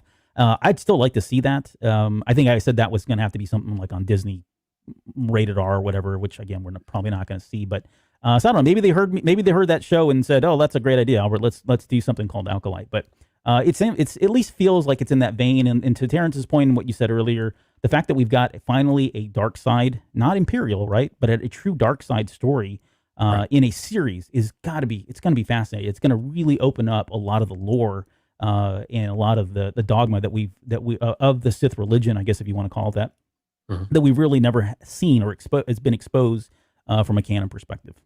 Right, and we get to see how they do. Well, will we get to see how they hide from the Jedi? You know, how do they keep that secret? How do they? I mean, they say shadowy secrets in here. So how do they keep all this on the down low? How do they make sure they remain unseen while they're infiltrating the Republic? Yeah, so I think there's a lot of really cool dynamics that could go with this, and man, so excited about this one. And again, this is going to be probably 8 to 12 episodes, something like that. Yeah, and which I think is again kind of perfect for the content that we're getting, and keep straying, and hopefully this between 30 and 45 minutes, that type of episode length. We'd be remiss without talking about this because this was announced season 3. Wow. Yeah, big surprise. We all knew this was coming. This is actually the artwork from season 2. They didn't release any artwork, which I guess makes sense since it could spoil potentially what's happening in season 3. But there, I mean, what else is there to say? We knew this was going to happen. Chapter 15 just came out today as of this show, so we won't speculate. We're not going to speculate tonight on potentially what that could be. We'll come back after Chapter 16 has been released next week and talk more about where we think that show is going to go based on the events there. So, yeah, we had an interesting chat in Discord about what the next year or so looks like. So join us over in Discord if you want to catch in on some of those conversations as well. Yeah. Christmas of 2023, which seems forever, or no, 2021, which seems forever. But curious, it's Christmas instead of October. Yeah. Yeah. I think a lot of it, again, I think it's a delay from COVID because they were fortunate with season 2 to already have some of that stuff filmed. They had just wrapped up filming, so a lot of the post work was done in COVID, which was a lot easier to do. But given limited resources and availability and scheduling and everything, because COVID's still active right now and looking to be active for quite a while still, they're probably going to have to pump the brakes a little bit and slow down the pacing a little bit in terms of production. Okay, let's. So I brought up The Mandalorian was talked about, but it leads into the next 2 topics, and the first one is Rangers of the New Republic. So this is a limited series. So again, this is, and we got a little bit more detail here. It seems like it's going to be a very short series, but it says set within the timeline of The Mandalorian, this new live-action series from executive producers Jon Favreau and Dave Filoni will intersect with future stories and culminate in a climactic story event. That was kind of dramatic. I didn't mean to be that dramatic about it, but it does. You were probably hoping you would. It does. Boy, it just gets you thinking about stuff, right? Like, okay, so what climactic event is it going to be? How exactly will this tie into it? I love the fact that we've got Dave Filoni and Favreau behind this. It seems like that seems very well planned and thought out for both this one and the one we're going to talk about, which is Ahsoka, right? It seems like they've already mapped this out and know exactly how this is all going to go, which, warms my heart because I think part of the I think rightful feedback that I've given about the sequel trilogy is it didn't seem like they had that in mind. Like it really truly wasn't. It wasn't a coherent story beginning to end. Here, that doesn't seem to be the case. These guys seem to have everything all figured out, or at least have a direction where they want to go with these series. So that in itself is all very exciting stuff. What are your thoughts here? I mean, what could potentially be? And it's so early, so I don't want to put you on the spot too hard here, but a climactic series is at the end of The Mandalorian. Do the stories of Rangers of the New Republic and Ahsoka feed into the climactic event of where we think the Mandalorian story is going to go at some point, or is it some other cataclysmic event that we're not aware of? Because it's hard to think that because we're pushing up against the Force Awakens timeline. Maybe it's some of the events from the Force Awakens that we're not privy to, like a Snoke or something. I don't know, but what are your thoughts around what this possibly could be leading up to? That's where I drift to is going to be the unveiling of the First Order. We get or Starkiller Base or something major like that. I can't really think of anything else that would really blow our socks off. A Snoke reveal, but again, all of that's kind of related, I believe. But they finally figure out what's going on. We got a flavor of this, the episode before last with the officer from the X-wing pilots going back and grilling Cara Dune. Yeah. And saying, there's something going on. So we're already getting shades of this that we are going to uncover something. How much are we going to uncover? And if we're really going to bring these 3 shows all together, it has to be something big. And we know the elephant in the room is the biggest event that we have, and that's the unveiling of the First Order. So that's kind of where I'm putting my chips for right now. We don't really have anything else I'm trying to think what else would be in between there, but that seems to be the most likely at this point. What about you?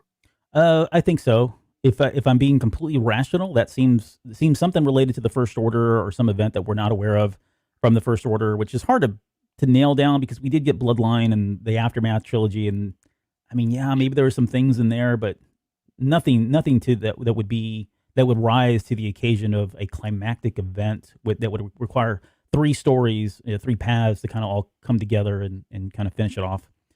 The only thing that, again, so back in Albert's world, if it really is a Mandalorian retake of Mandalore, maybe all of these people have a part to play in that.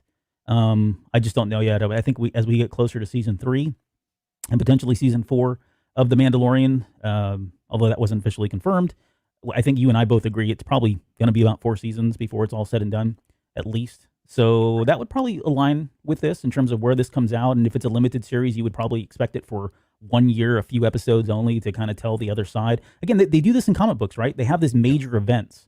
And then you've got the main storyline, which you can read and read the comic books and understand what's going on. But then they allude to all these side stories that are happening, right? And if you want those stories, you got to go buy that limited series of 6 comics that tells you that story, that kind of gives you the full context. And that's kind of similar what I'm seeing here. This is a side story that helps build and, as a foundation for the main story, which is happening in The Mandalorian. Right. And I can see those. I'm glad you brought it up. I can see these two things melding a bit too. You get like the second siege of Mandalore effectively.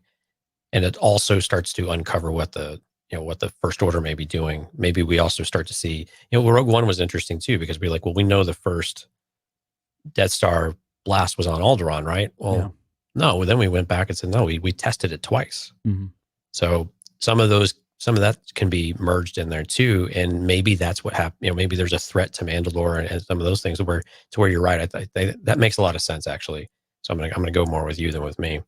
But I think we might get these flavors of it because we're still teasing the hell out of that on Mandalorian. The new era and Gideon, and what are they doing with Grogu now? Mm-hmm. I have to still think about it, not call him what we want to call him. So there's still so many things that are hinting at that.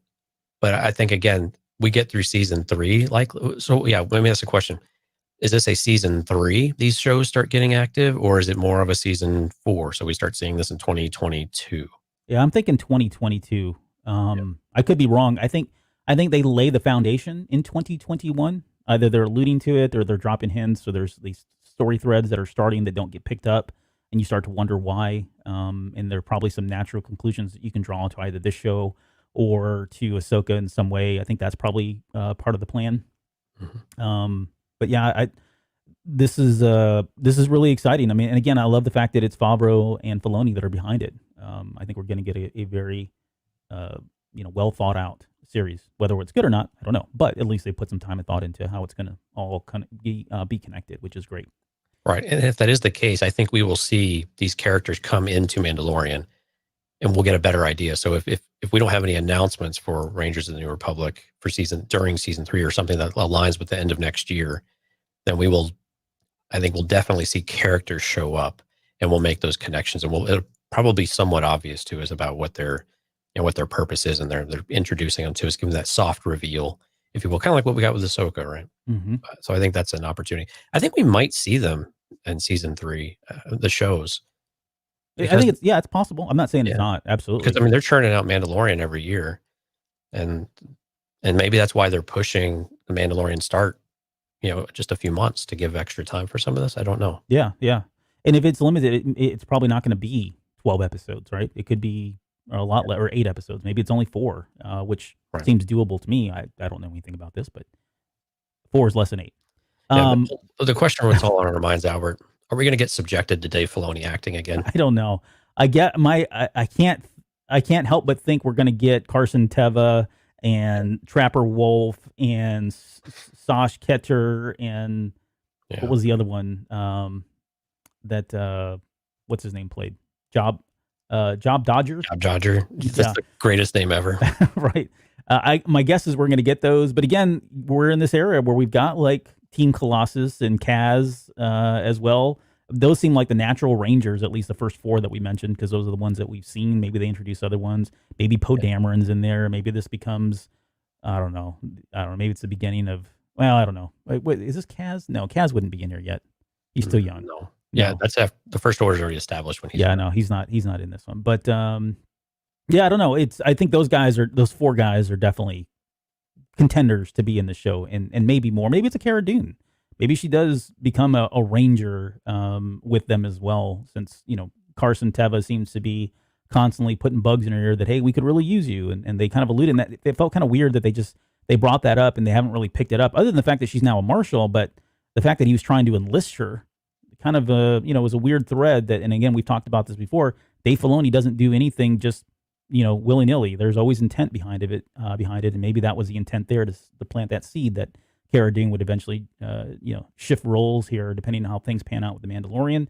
and join the Rangers. And we've got a very familiar character that can kind of bridge those two series together. Right. Okay. There was not a whole lot here, so I don't have anything to talk about. But let's get into this one. This is Ahsoka. And I think this is the one that I think we were all expecting. It was labeled as a limited series. It says, after making her long-awaited live-action debut in The Mandalorian, Ahsoka Tano's story, written by Dave Filoni, will continue in a limited series starring Rosario Dawson and executive produced by Dave Filoni and Jon Favreau. So again, they're behind this one. So first off, out of the gate, I would say I don't think this is the Ahsoka Sabine team up. Let's go find Ezra series.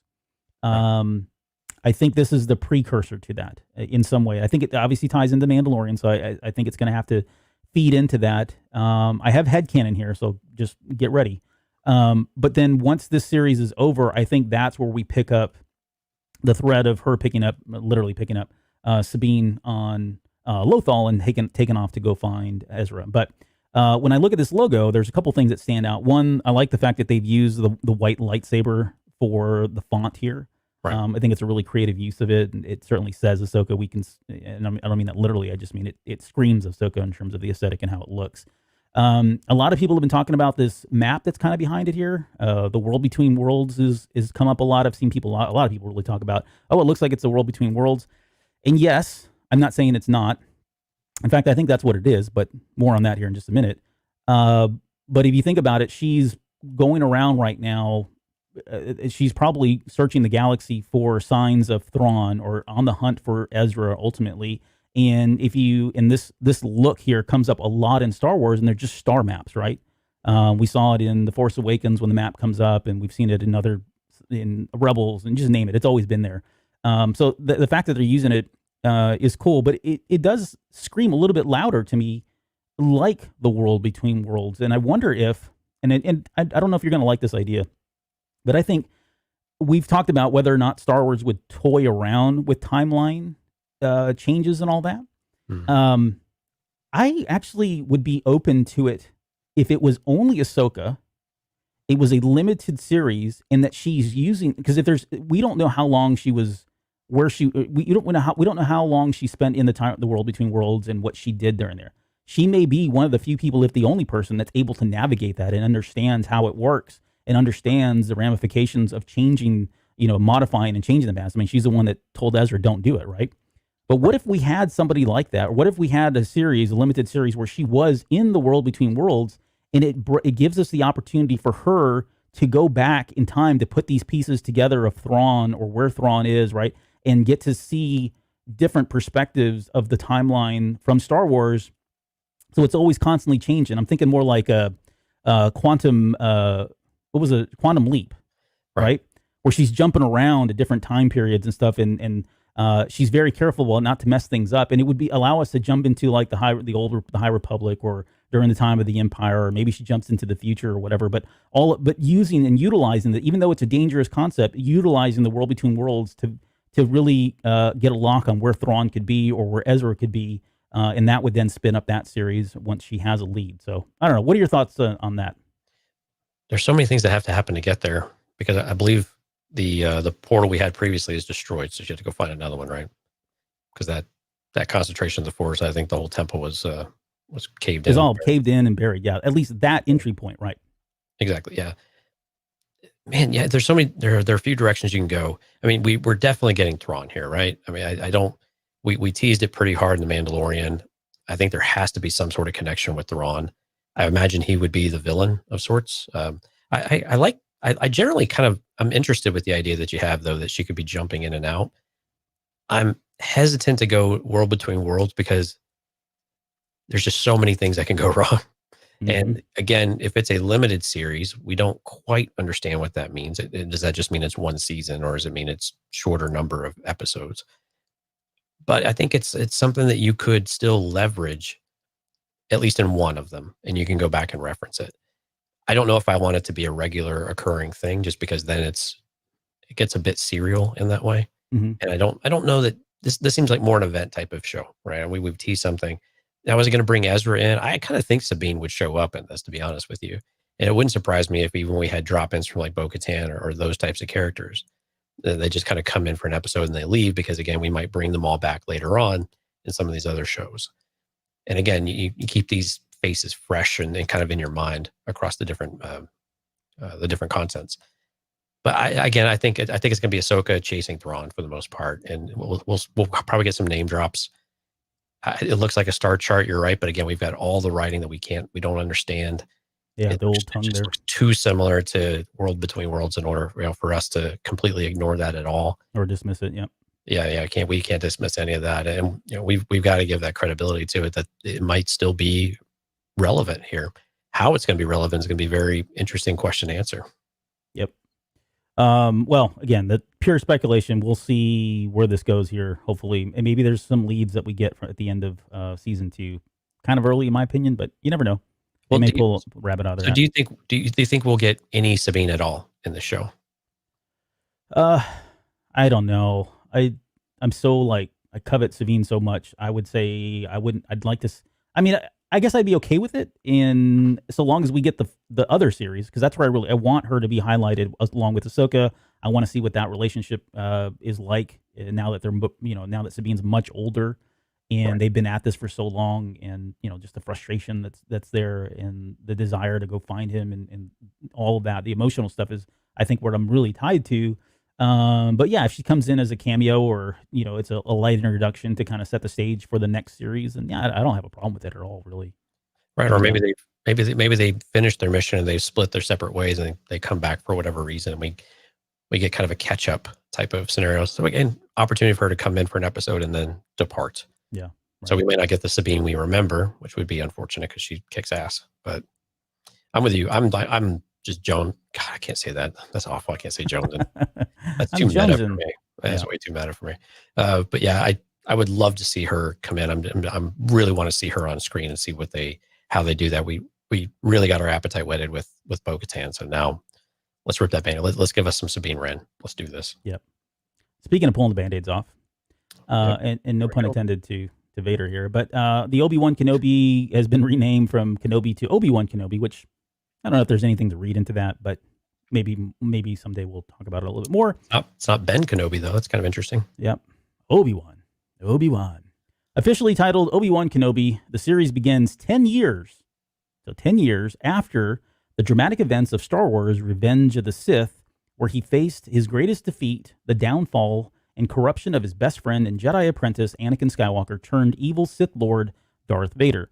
The series is directed by Deborah Chow, which that's so freaking awesome, who helmed memorable episodes of The Mandalorian Season 1. Now, that was all that really they gave us. They broke away to a reel. I've seen a number of credible sources that have given us some insight into what that looks like here. It was just footage. It was interviews only, so there was no footage that was shown in this. It was just kind of Hayden Christensen talking, doing that sort of thing. And that was, again, that footage was shown exclusively for the investors, which, again, if they're not showing footage, I don't really understand why. Maybe it's just a perk of being an investor. You get to have a little bit more information. I guess that's it. But I did see where somebody had quoted her from the footage that was shown to the investors. She said, just being a Jedi, it's not safe. So it sounds like he is on the hunt, or he's being hunted in some ways. And I meant to include it, and I forgot to get it. There was another one, I think that Polygon did. It was either Polygon or another credible source, Hollywood Reporter. One of them had another line that spoke to someone saying that they were being chased on a water planet or something like that. We've talked about this series probably ad nauseum at this point, but everything old is new again. And at the time we were going back and forth on whether or not we felt like he had to be landlocked on Tatooine. Is there enough story there on Tatooine? And do we need to leave? But I think we got a hard confirmation that he is indeed going to leave the planet, which seems counterintuitive because his whole lot in life at this point is to simply monitor and protect what he thinks is the chosen one, Luke Skywalker. So yeah, I don't know if they're changing that a little bit, or maybe there's other factors that are playing into it that kind of give him a little bit more comfort level with go ahead and leaving Tatooine and leaving the child alone in that way. But I guess give me your thoughts on Kenobi as it stands right now, and what we expect to see here. Right, and we didn't even talk that Hayden Christensen's back in. Take it away, yeah, bring it up. Yeah, I mean, yeah, and so Hayden Christensen is back as Darth Vader, and they apparently will have interaction. They will have a conflict. Kathleen Kennedy called it what would she say, like the greatest battle of this? I don't know what it was. What was her quote? She said this will be the greatest rematch of the century. Rematch of the century. There we go. So very curious. I know some people are getting rubbed the wrong way about that, about Obi-Wan and Vader meeting in between, these meeting in between this this moment and A New Hope. And if we go back to EU, it happened there, right? There was a confrontation, and just like there was with Luke, and so there are these moments that are, and we can borrow from these things, and it's going to be interesting how they write this, though, because you're right. His mission is to protect Luke. Now, you could make arguments that I am protecting him by leading someone away from Tatooine, or maybe it doesn't seem realistic that Luke would leave Tatooine, because the whole premise is he's never going to get off this rock, right? Yeah, right. And I mean, maybe that's just a teenage way of thinking of it, but it kind of, starts to beg the question of, has he ever left Tatooine? It means more if he hasn't, right? Let's give us the pure farm boy type of experience here. I don't believe he has, by the way, but yeah, I agree with you. And Luke will be about 10 years old in this. So do we see a young Luke Skywalker? And I think the answer might be yes. I think we do. Yeah. But again, we can't have Vader on Tatooine. No, I don't think we can. I mean, he hates sand, and I imagine it gets all up in the gears and everything. And right. He's like big he's like deterrent. 3PO. Yeah, he'll need an oil bath just to clean it all out. Yeah. But I wouldn't be surprised. I mean, they got to move this thing around, right? And I hope it's not herky jerky. I hope they're just not breakneck speed of like flipping between locations and there's got to be a reason. We've got to have a really smooth storyline, really, really tight thread that this makes sense, to where we eventually bring them together, probably in the very last episode or something to that effect. Yeah, I think they lead up to that, right? Yeah, I'm with you. Right. But I mean, you and I, we want interactions with Qui-Gon. So do we get a Liam Neeson type of thing? Do we have those moments with Yoda? So do we have Frank Oz coming back? This series has a lot of opportunity to bring in some of those aspects that we are curious about, and that we've enjoyed speculating about Obi-Wan's journey between all of this time and what it is he's actually doing. So we know that he has training to do. If we think back to the original end of the Clone Wars cartoon series, Yoda went on this vision type of quest, right? To learn how to basically transcend the Force and retain your spirit that Qui-Gon could never quite finish. And he went through all of that. So is this Obi-Wan's way of doing it as well? And again, are we going to finally get the resolution of Vader's quote? I haven't felt, my old master's presence since, and he drifts off. Yeah. We think that's Revenge of the Sith, but maybe it's maybe this is going to be that moment. Yeah, I think about that quote, and I think about, we meet at last. I was the master, and I was the learner, and you were the master. That whole quote, I'm really botching that one. I apologize, but yeah, I mean that quote has always been. We always said, okay, well, that's back when they fought on Mustafar, and that's kind of a game changer. He's actually talking about another time, and I think that's where we're going to see it here. And it seems like it's probably going to be too on the nose, but I would expect them to kind of say, use those terms to kind of really tie that quote together of master versus learner. There's Deborah Chow. I'm sorry, I got so lost in what you were saying that I completely forgot to put the slides up here. But there's Deborah Chow, Obi-Wan Kenobi, played by Ewan McGregor, and then of course Hayden Christensen coming back to play Anakin Skywalker. And for people who want to remember, Deborah Chow, she directed The Sin and The Reckoning, 2 episodes which were absolutely amazing. So I think we're in really good hands with this one. And like you were saying, Deborah Chow just, she's fantastic. Yep. There's the filming, I think, is starting in March of 2021. Right. And I think it's slated for 2022 is what it said. So I'm thinking in the spring, because if they're going to film that early, you figure 6 months of production. Again, all this is contingent upon COVID and restrictions and all that, but that would be my guess, is it would probably be like a spring release. I don't think they would steal on. Maybe, I don't know. I guess it really depends on how long it is and how much they're putting into it. But right, and they actually had some behind the scenes of some of this stuff about how they're protecting they've been able to build these sets and this new, whatever the 360 thing was, they've been doing for Mandalorian.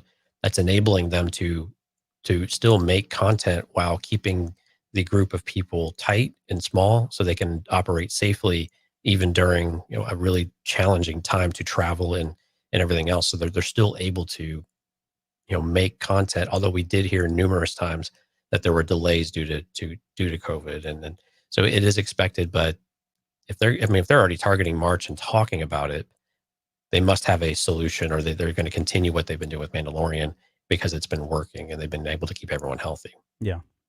I guess my final thoughts on this one, a couple things. One, I expect them to get off of Tatooine. I don't think they'll be out there long. I think it's kind of I've got to go out here, but we're coming right back. Again, to your point, I don't think he's going to be away too far because, again, he feels like that is the chosen one. That's where his mindset is. And we know that from Star Wars Rebels, right? Right. So that's number one. Number two, the fact that they're bringing Hayden Christensen back says that they're going to use his face to me. Like, I don't see why they would do that. They would have no reason to bring him back. They could have used anybody other than just, we're going to, bring him back into the Star Wars family and, because he did such a great job for us. But I think there's more there. Now, whether that's him, I think we're going to see him taking his helmet off. Again, it's going to be a balance between, we've got Hayden back, but the series is called Obi-Wan Kenobi. Some would argue they're one and the same because of the relationship and all that. So that maybe it's equal time. I don't know how much time is going to be spent on Vader Vader, but they're probably going to capitalize on the fact that it's Hayden Christensen and we're going to see his face. So it could be him simply just taking his helmet off at some point and getting into a bacta tank, or we see him in the bacta tank, or we see these, very personal moments of him reflecting on Obi-Wan as he's meditating and he's not wearing his helmet, right? And we get to see what that looks like. Or I think it's going to be a very sad series when we see Anakin Vader. We just know that from the comic books. I mean, he's perpetually tortured, and he is just, he's bottomed out. He has no self-worth. There's all kinds of stuff, especially in the comic books. This is where it all comes out. You really feel he's a very pitiful character. You feel very sad and sorry for him. So hopefully we see all of that. It could be Force visions. It'd be cool if we get a Force vision or a dream of some sort where he's with Padme again, and they bring back, what's her name? Natalie Portman. Yeah, Natalie Portman. She's available. She's probably a little bit older looking, but she still looks pretty young. So Right. The idea that all I'd say is it's Hayden Christensen. We have his face. There's a lot of possibilities to take advantage of that, but it is that balance between how much is too much of showing Vader or Anakin versus focusing on our main character, which is Obi-Wan Kenobi. Right. So let me make one statement and then kind of pose one thing to you. So one, yeah, I definitely want to see if we get Vader's face. I so badly wanted to see what his stage is and what they decide to do with that, because I think it would be really interesting, this halfway point. Well, I guess like 40% waypoint of when we see his face in Return of the Jedi, right? Mm-hmm. So I think that would be really interesting and really curious how they would do that visually. And again, I'm with you. I think we will get some maybe odd shots, but we will get a reveal of the face at some point. Now, the thing I want to pose to you, though, because we did see this in the comics, so, and you and I have talked about this a handful of times. You had the Star Wars flagship comic, and you also had the Vader comic, right? Yeah. So we had two stories that were going on at the same time, but they were from different perspectives. Is it possible that we get mostly Obi-Wan with a little Vader, thrown into the mix, and then maybe at some point we get a Vader limited series with maybe not Obi-Wan, but something else? But is this something that maybe we take from the comics and we shift that perspective a little bit, either during this timeline or when he's chasing Jedi or something like that? Is this something that may be a soft, feeling about how do people still feel about Vader on screen? We know they got really excited about Rogue One, but is this an opportunity to test the waters on that and perhaps keep Vader alive in our content? Yeah, if you'd asked me that question 5 years ago, I would have said not really that interested. But given what Charles Soule did on those comics and the stories that he was presenting, and just the amount of background that we just didn't know happened with Vader, it's a lot. It's very appealing, and I would actually be open to seeing that on live action. I think depending on how successful this goes, that could certainly play into it or factor into it as well. Again, once you bring Hayden Christensen back in, you've got a body who's not done anything for a number of years and suddenly is going to be thrust into this series, and he's probably going to be available to do even more after that if you want to. So I think it's possible. I would be interested again only because of the comic books, but again, I would have not probably said that just a few years ago. So it would be cool. I would be open to that as well. Are we going to get James Earl Jones' voice in this series, you think? I don't know. He's starting to sound old. Yes, yeah. I say that with all due respect. But when we hear him, what's that? To be fair, he is. Yeah. I don't have his age right in front of me, but he's kind of an older gentleman now. And when you hear it's like Mark Hamill, right? Mark Hamill comes back and he tries his best to sound like a very young Luke. If you watched Forces of Destiny, there was an episode where he had to play himself as a young Luke Skywalker, and I say young Luke Skywalker from, I think, Return of the Jedi, maybe, I forget which episode it was. But yeah, it doesn't sound the same. Like, he sounds like an older Luke Skywalker, and it's hard for him to mask that. So, same thing with Darth Vader, James Earl Jones. We hear his voice in the Clone Wars, right, in season 7, or even Rebels. Doesn't sound exactly the same. You can tell he doesn't have that vigor in his voice, or it's much deeper, slower paced. Even his line deliveries are very different, right? Right. So yeah, I don't know. I guess I think if you're Disney, you probably do it because people are, a lot of people aren't going to care like we do. But I think if it's really noticeable, then there are a lot of people that do great Vader impersonations. So, right. Yeah, maybe you just go down that route. So I don't know if that's blasphemy. Hopefully it's not, but that's well, I mean, if Vader's gonna stay alive, I mean, it's gonna have to happen at some point. Yeah. So you're right. I mean, start casting that now, and see you've got this fail-safe. I mean, heaven forbid something happens to him, but life is life. Andor. Oh boy, Andor. Okay, so this is the one I'm most excited about. So Andor, a tense, nail-biting spy thriller created by Tony Gilroy, is set to arrive on Disney Plus in 2022. Diego Luna, reprising the role of rebel spy Cassian Andor from Rogue One, will be joined by a fantastic crew cast that includes Stellan Skarsgård, Adria Arjona, Fiona Shaw, Denise Gow, Kyle Soler, and Genevieve O'Reilly as Mon Mothra, which that was like, I did a woohoo kind of thing when that happened, because she's coming back for that. And these are all those characters. We don't have a lot of information on who's who in this. I think there were some things that we can probably dig out of the stills and make some assumptions and speculate certainly on. But Mon Mothra the production kicks off in just 3 weeks ago in London, so this is well under production. We did get to see the BTS on this one. I said it in the chat while we were doing this. Diego Luna is such a champion for this show. Like, he's one of the executive producers. He's listed as that, so he's got he's vested in this in a lot of ways. So that's pretty exciting that you got somebody who's starring that role and has all his money behind it. You would think he's going to put his best foot forward, but he's just a really grounded kind of a person, and is a huge fan of Star Wars, and I say that really sincerely. So you can't help but be excited. Right, when you hear him talk about it, you just can't help but just like be on you just can't stop listening to it. You just want to hear more and more of that genuine love for it. Yeah. I certainly genuinely loves the project here. There's a couple of things that I want to, I'm hoping to get out of the series. Again, we didn't really get a whole lot, but even with the stills and production stuff that I'm showing here, I've got some of the concept art that was shown. But, I hope the idea of Fulcrum, I think we're going to get that officially now. We know Ahsoka Tano was that, but before that it was Cassian Andor. And then I think what was it? What was the novel where we got a little bit of Fulcrum? Dang it, I'm trying to think of the name. With Saw Gerrera, we had the daughter. Oh, I can't remember. I'm drawing a blank. I'm sorry. The Rogue One novel? Yeah, it was a Rogue One novel. Yeah. Anyways. Dang it. I can't. Resistance Rising? Rebel Rising? Rebel Rising, yes. Thank you. There you go. I'll take Jim J. Bullock for the block. Rebel Rising. So in that one, we got, they mentioned it in there. But the point is, the idea that Fulcrum will get to see the beginning of that, right? The birth of that and what that looks like and how that kind of plays into Ahsoka novel and certainly into Star Wars Rebels and all that. That's really good stuff. In the stills that I've got up here for the concept art, I think we talked about this when the Andor series was released about where we would get him in the timeline. I think it's going to be kind of like Mando. I think we're going to get flashbacks, right? I think the fact that he says some of us have been in this war since we were, 6 years old or whatever the quote is from Rogue One. I think we're alluding to, I don't think they had the intention at the time, but now it seems like that would be a really cool concept to talk about his very humble, meager beginnings and what the Empire did to him that put him in the position to want to rise up, both he and his family or his city or whatever, his society. And I think what you see here, you've got a picture, if you can see there in the middle, looks like I'm assuming could be a young Cassian Andor as a kid. So maybe this is a flashback, or maybe the series starts here and it's not flashbacks, but it's a series of episodes that flash forward.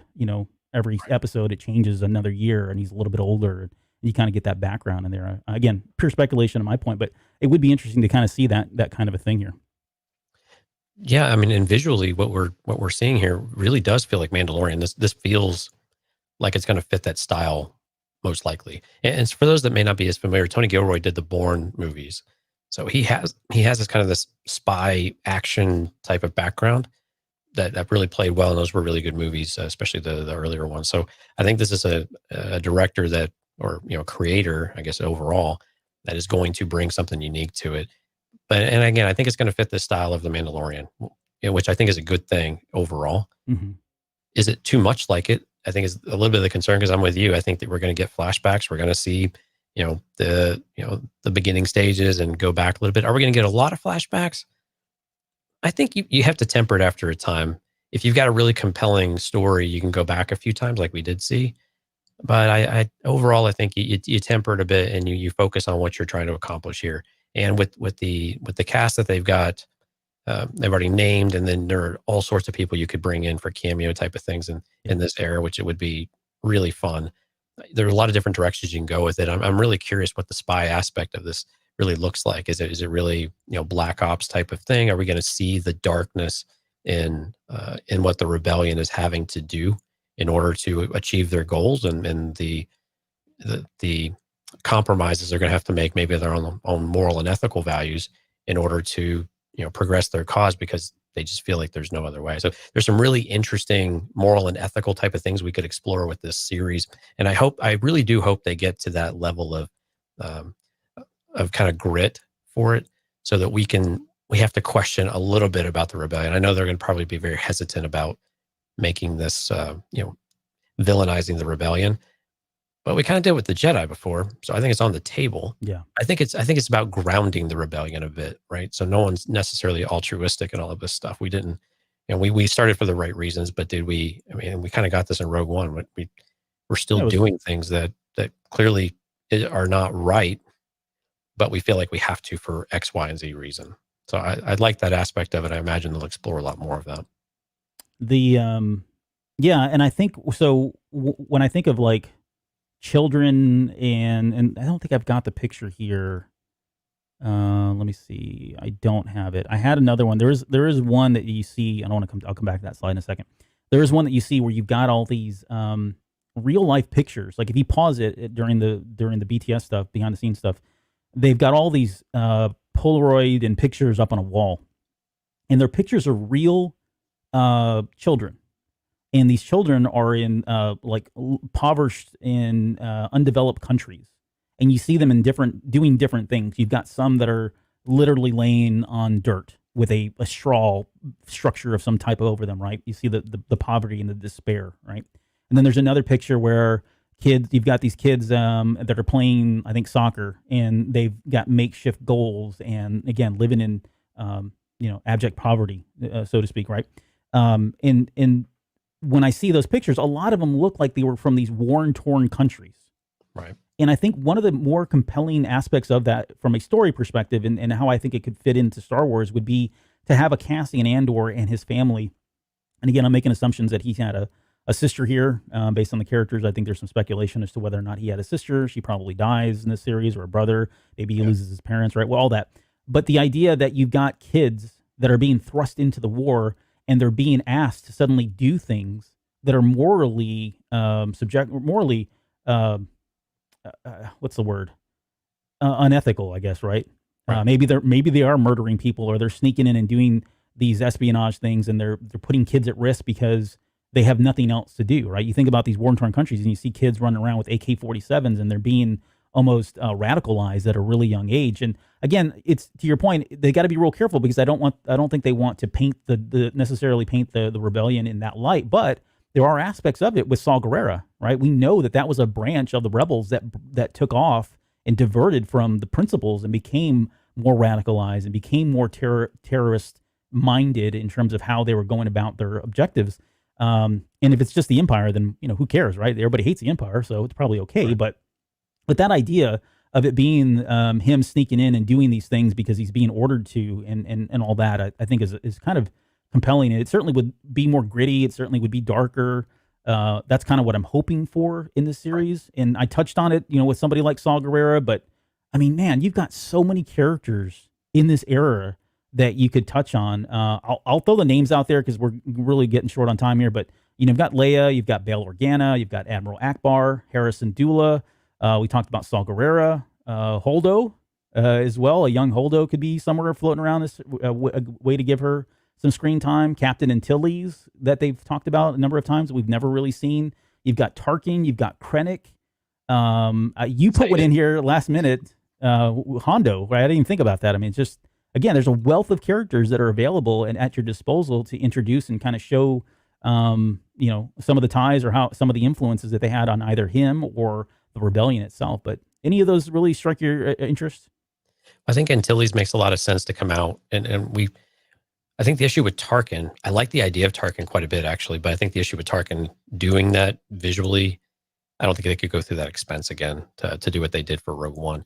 Saw Gerrera makes the most sense, though, right? Because we've already established him in the Rogue One kind of realm of things. We know there's a negative history. We've got the background, but we don't know what happened in this kind of middle-ish time frame. We had a little bit in Rebels, right? But we still, I think we would want to see that back on screen. And of course, Force Whitaker wasn't mentioned at all in the presentation. And again, I think it maybe be more of a cameo type of appearance. But I think it would be really great to see live action, to be able to see what that abject difference is between the rebellion and what Saw Gerrera believes from a rebellion aspect of it, right? That's more militarized. But I think you're right on the money, though. We've seen a lot of pictures in these war-torn countries with kids running around and they're just destroyed, and they have to pick up arms. They have to pick up the cause because they just live it every day. You don't have a choice. And I really do like the idea in these flashbacks. We see what happens. We see the effect of the Empire. We see this turn of what people think about the Empire. And I would really like to see that again, that I mentioned a pivot earlier. I don't know why I'm stuck on pivots all of a sudden. I love pivot tables. Maybe that's why it is. But you can start to see this pivot of people's opinion and perception of the Empire. We saw that a bit with Solo, right? But we can continue seeing more of that as, again, these things continue to impact their worlds and destroy everything that they know. And then how do they get hooked up with some of these folks? And it would be really interesting if you have a Saw type of character and we get kind of ideas of Jyn Erso, but clearly they're not going to come into contact, but they're kind of just missing each other type of deal. And with relation to Saw. So I think you could even bring in, maybe you get Jyn back. Maybe. I also had, I skipped over this part. I don't know why, but I was going to lead in with Enfys Nest and the Cloud Riders. I mean, that was a thread that was opened up. Like that was the beginning of the rebellion from Solo, a Star Wars story. But where are they at this point, right? They could easily play into this or we could see the next evolution of them or a more mature Enfys Nest. And, he's teamed up with them or, they're part of some splinter group or whatever. I mean, again, I don't know how long the series is planned on going, but there is a lot of untapped potential here. And the fact that you've got somebody like Diego Luna playing Cassian Andor in the lead really lends itself to a great series like this. Again, this is the one I'm probably the most excited about for a lot of different reasons. But I do want to touch just one quick thing as well. Before we get into the Bad Batch, I threw this up there, and again, this is Albert in tinfoil hat theories. But when I was going through and looking at this, there's a picture down here on the bottom left-hand corner of what looks to me like possibly a Quinlan Voss, only because of the lines, and I forget there's a name for that, the race that they have those white lines under their eyes. But again, I don't know. It seems like we keep trying. I'm going to throw you in with me here. It seems like we keep trying to find a way to get Quinlan Voss back into it, but for good reason. He's such a great character, and if you read Dark Disciple, you cannot read that book and walk away from it thinking I need more Quinlan Voss, and he's such a compelling character.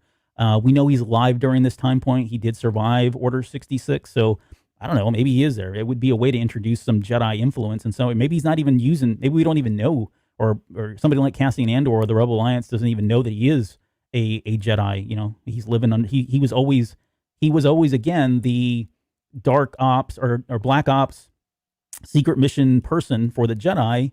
And what do we got right here? We got a spy thriller. We've got a Cassian Andor doing the same thing, but without the Force. So any thoughts around this? Well, a lot of the thoughts I had about Mandalorian start to resurface. Do we need Jedi? Do we want Jedi? Do we want that aspect in this show? We have now introduced it into Mandalorian. So is it important for us to continue to reintroduce Jedi in different ways? And this is a very sensitive time because they're underground. And so I think there is a possibility here, whether it's Quinlan Vos or not, but just a possibility of Jedi in general, because we know that they're underground. We know some survive. We know Quinlan was one of those. So yeah, do they come across them throughout this rebellion, or do they recognize them? Quinlan Vos, I love Quinlan Vos. I want him to have his own series because I think there's so much you could do with this character. Anytime we've got him, the writing has been fantastic. And the idea of psychometry is such a wonderful idea of being able to tap into these types of things. It's really cool. They've done TV shows on this type of thing before. I don't think this is Quinlan Vos, though. I think some of this looks a bit like lighting, or shadows and things like that around the face. But I mean, it's tough. I mean, it's a blown up image. It's difficult to see all the detail of what they're wanting to show us. And, when it comes towards the nose is the part that calls into question. If it was just the cheekbones that were highlighted, that would be something different, but it does seem to come towards the nose. So I mean, it's not a 100% not him. And you've got to keep it on the table that maybe they will bring this in. And you're right. The way that he operates makes a lot of sense. And we also know that Quinlan Vos often doesn't operate with his lightsaber. Right. He runs around without it. Exactly. He uses a blaster. He kind of looks like the kind of the everyday, guy that's dirty and just making his way through the galaxy type of thing. Yeah. So you could really get into that, and you could have him have these abilities, but he's having to hide them a bit. So there's some different things you could do, and it would be really curious if they decided to bring that in, because, man, I would probably be over the moon if Vos ended up showing up somewhere. Yeah, and I think it'd be a natural bridge. Like, how did Ahsoka get into Fulcrum? I don't know. Maybe he is the one that's kind of merges the two, right? He's the one that helps to hand off Fulcrum to somebody like Ahsoka Tano, who is a Jedi. Like, you know what I mean? Like, that Right. seems like a natural bridge. But so, does this concern you at all about too many connected items? We're connecting the dots again. We're everything is touching everything else. We had this concern a while back that was just we're filling in all the gaps. We're drawing all the lines. There's not a lot of ambiguity and question anymore. Is this continuing that trend where we're going to regret this at some point? I think if he I don't have any concerns with it, because if they're going to follow the recipe of the Marvel U, they're done that. I mean, they've already done it to a great extent. It's all connected. And I think they've proven that you can do it, and you can do it safely, and you can do it constructively and do it effectively. And I think if I'm Lucasfilm and Disney and I want to model it after that, then what's the harm? I mean, until proven wrong, this seems like it would make sense, and certainly is a far cry from where we were with the sequel trilogy. So why not at least try it? But I get it. I mean, that was one of the problems I had with the EU. Like, everybody knew everybody, and everybody worked at Jabba's palace at some point, or worked for Jabba in some way, and everyone had been to Tatooine. Everyone had been to Coruscant. I mean, it was just like, it's so familiar that it was kind of like, really? It felt like a stretch. So I don't feel like it's there yet with the canon stuff post-Disney, but I see the potential there. There's some risk there, I think, for sure. Okay, there's some stills. Again, we don't really have a lot, so we're just going to show them quickly. I don't know, whatever he's doing here. He's walking on a platform. There's lightning going off, or an explosion of some sort. There's obviously some planning going on here with the Rebel Alliance. That guy looked like a Luke Skywalker, but it's obviously not him, because this is before he was born. But I looked at that and I was like, hey, that looks like Mark Hamill there. Right. It's a uniform for the folks on the podcast, so they're gathered around a table. These are production or concept arts that we're seeing in the vein of what we see at the end of Mandalorian. Yeah, they've got one where him and this female character, again, I don't know, a fellow spy, maybe a relative, who knows, sitting there huddled up at her, I guess, with their backs up against a rock with incoming TIE fighters. Looks like they're hiding. Maybe they're being chased or pursued. The next one, they're on a speeder bike. Looks like a swoop or a Skype of some sort. But and then they got another guy in the back who's got green hair. I don't know if that was intentional. I guess Cassian's looks a little gray there too, so maybe it's just the coloring. But they're fleeing in a hurry, and he's firing behind himself. This other gentleman here. This one's cool. Venator Star Destroyer ship, which I don't know what's going on here. What are your I mean, this gets your blood boiling, I'm sure, but what's going on there? Yeah, right. So we've got the Republic era Star Destroyer types on its side, and it looks like it's being disassembled. So this is probably I think we've got one in the background too that we just shop or some sort.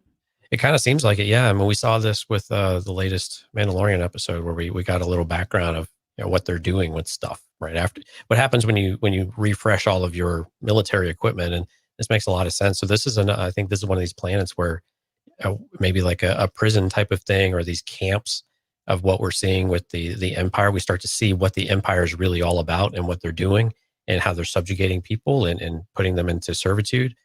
And again, this looks like they're disassembling a ship, and I start thinking, I start thinking Ready Player One, to be honest with you, Albert, where I start to think we take this apart and then we build housing out of it to house the people. So at least they have shelter, but it's like the bare minimum of what they have. Right. It kind of reminded me a little bit of Ready Player One in that regard. We just make these makeshift homes that could collapse at any moment. And so, but it was really cool. I mean, it's on its side. It's propped up with some supports and everything, and they're pulling it apart. I mean, it makes sense. You got to tear this stuff down if it's irrelevant, or if maybe it was damaged or whatnot. But I wonder if this is like, you think about the rebellion, and they started with absolutely almost nothing. Is this are we showing where they got, like, they went out and salvaged all of these parts to build ships just at the very beginning, right before they actually had the funding that they had to start buying X-wing fighters and what would the Y-wings and all of that.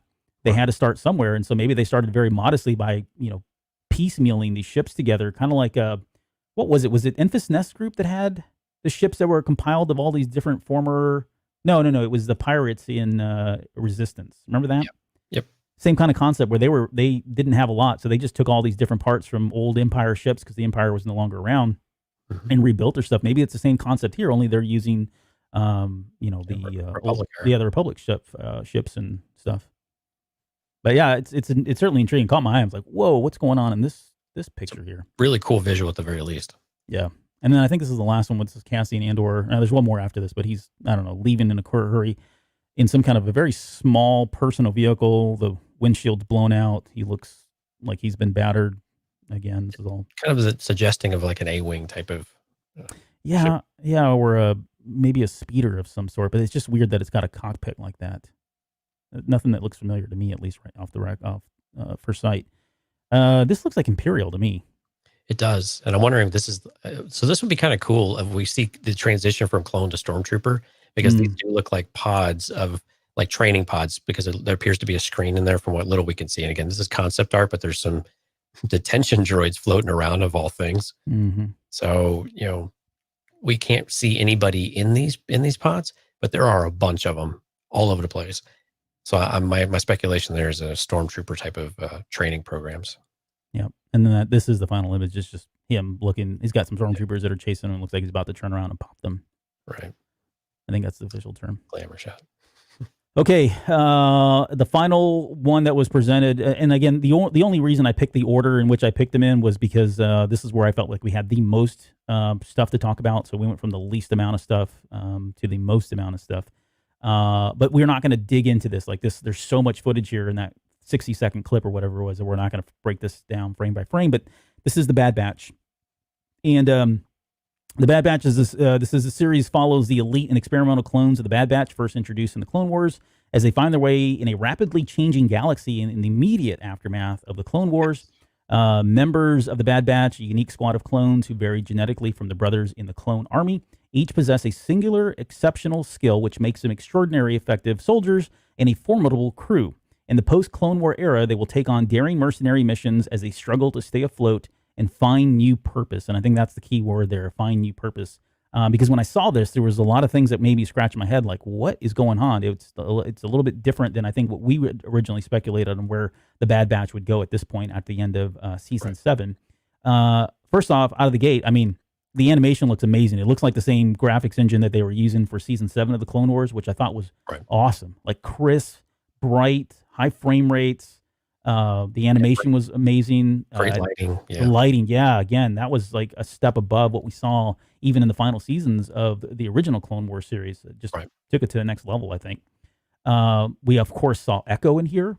Yes. Which we know. We knew he was going to get adopted into that. And that's, again, I want to tell it hard because we said that long ago when we were talking about the speculation shows or the unfinished cuts several years ago when we were talking about that before even Season 7 had come out. we were speculating that Echo would become a part of the Bad Batch, and it's great to see that he is there, and he's finally found company and people that are, I'm going to call them oddballs, because that's essentially what he is now. He's an oddball clone at this point. But early on, I guess as the trailer was going on, we'll start cycling through some of these images. It looks like there's a scene in there where they're next to Tarkin, and Tarkin seems to be praising them. So it sounds like they're starting off as part of the Empire. Maybe people think their inhibitor chips were activated, and they're kind of just playing along with it and running on these missions and realizing that, okay, this is very different. And eventually my gut tells me that they're going to get away from that somehow and detach themselves. Well, my gut, I think we see them clearly fighting other clone troopers in here. Maybe. Well, you tell me. So what are your thoughts? Where does this series start, and where do you think it ends up at? There were a lot of interesting cuts to make it look like they're fighting one another. I question if that's just editing. It feels a lot like editing. So I think we're going to start. I think we're going to start before Order 66, of course. And I think we're going to find. My guess again is that we're again going to find that they don't have an inhibitor chip. That's my speculation. I think it makes it more interesting if they don't, and then we can explain why that might be the case. But like the little teaser says, this is going to be this transition point. It was so cool seeing Order 66 from the outside view. It was wonderful. I loved seeing now the Emperor's face, and this it was the same voice actor as well. So it was fantastic. But we're going to see the struggle of what do they need to do, and I have a feeling that they'll still be in service for a while, but maybe the Empire is already, they know that they're a threat. And so the Empire is going to say, okay, these are the groups, much like the Jedi, these are the ones that we need to attack, we need to take out. So are they going to be hunted by, the remnants of the Republic and now the beginnings of the Empire to where they would be fighting clones? And that makes a lot of sense that they could be doing that at some point.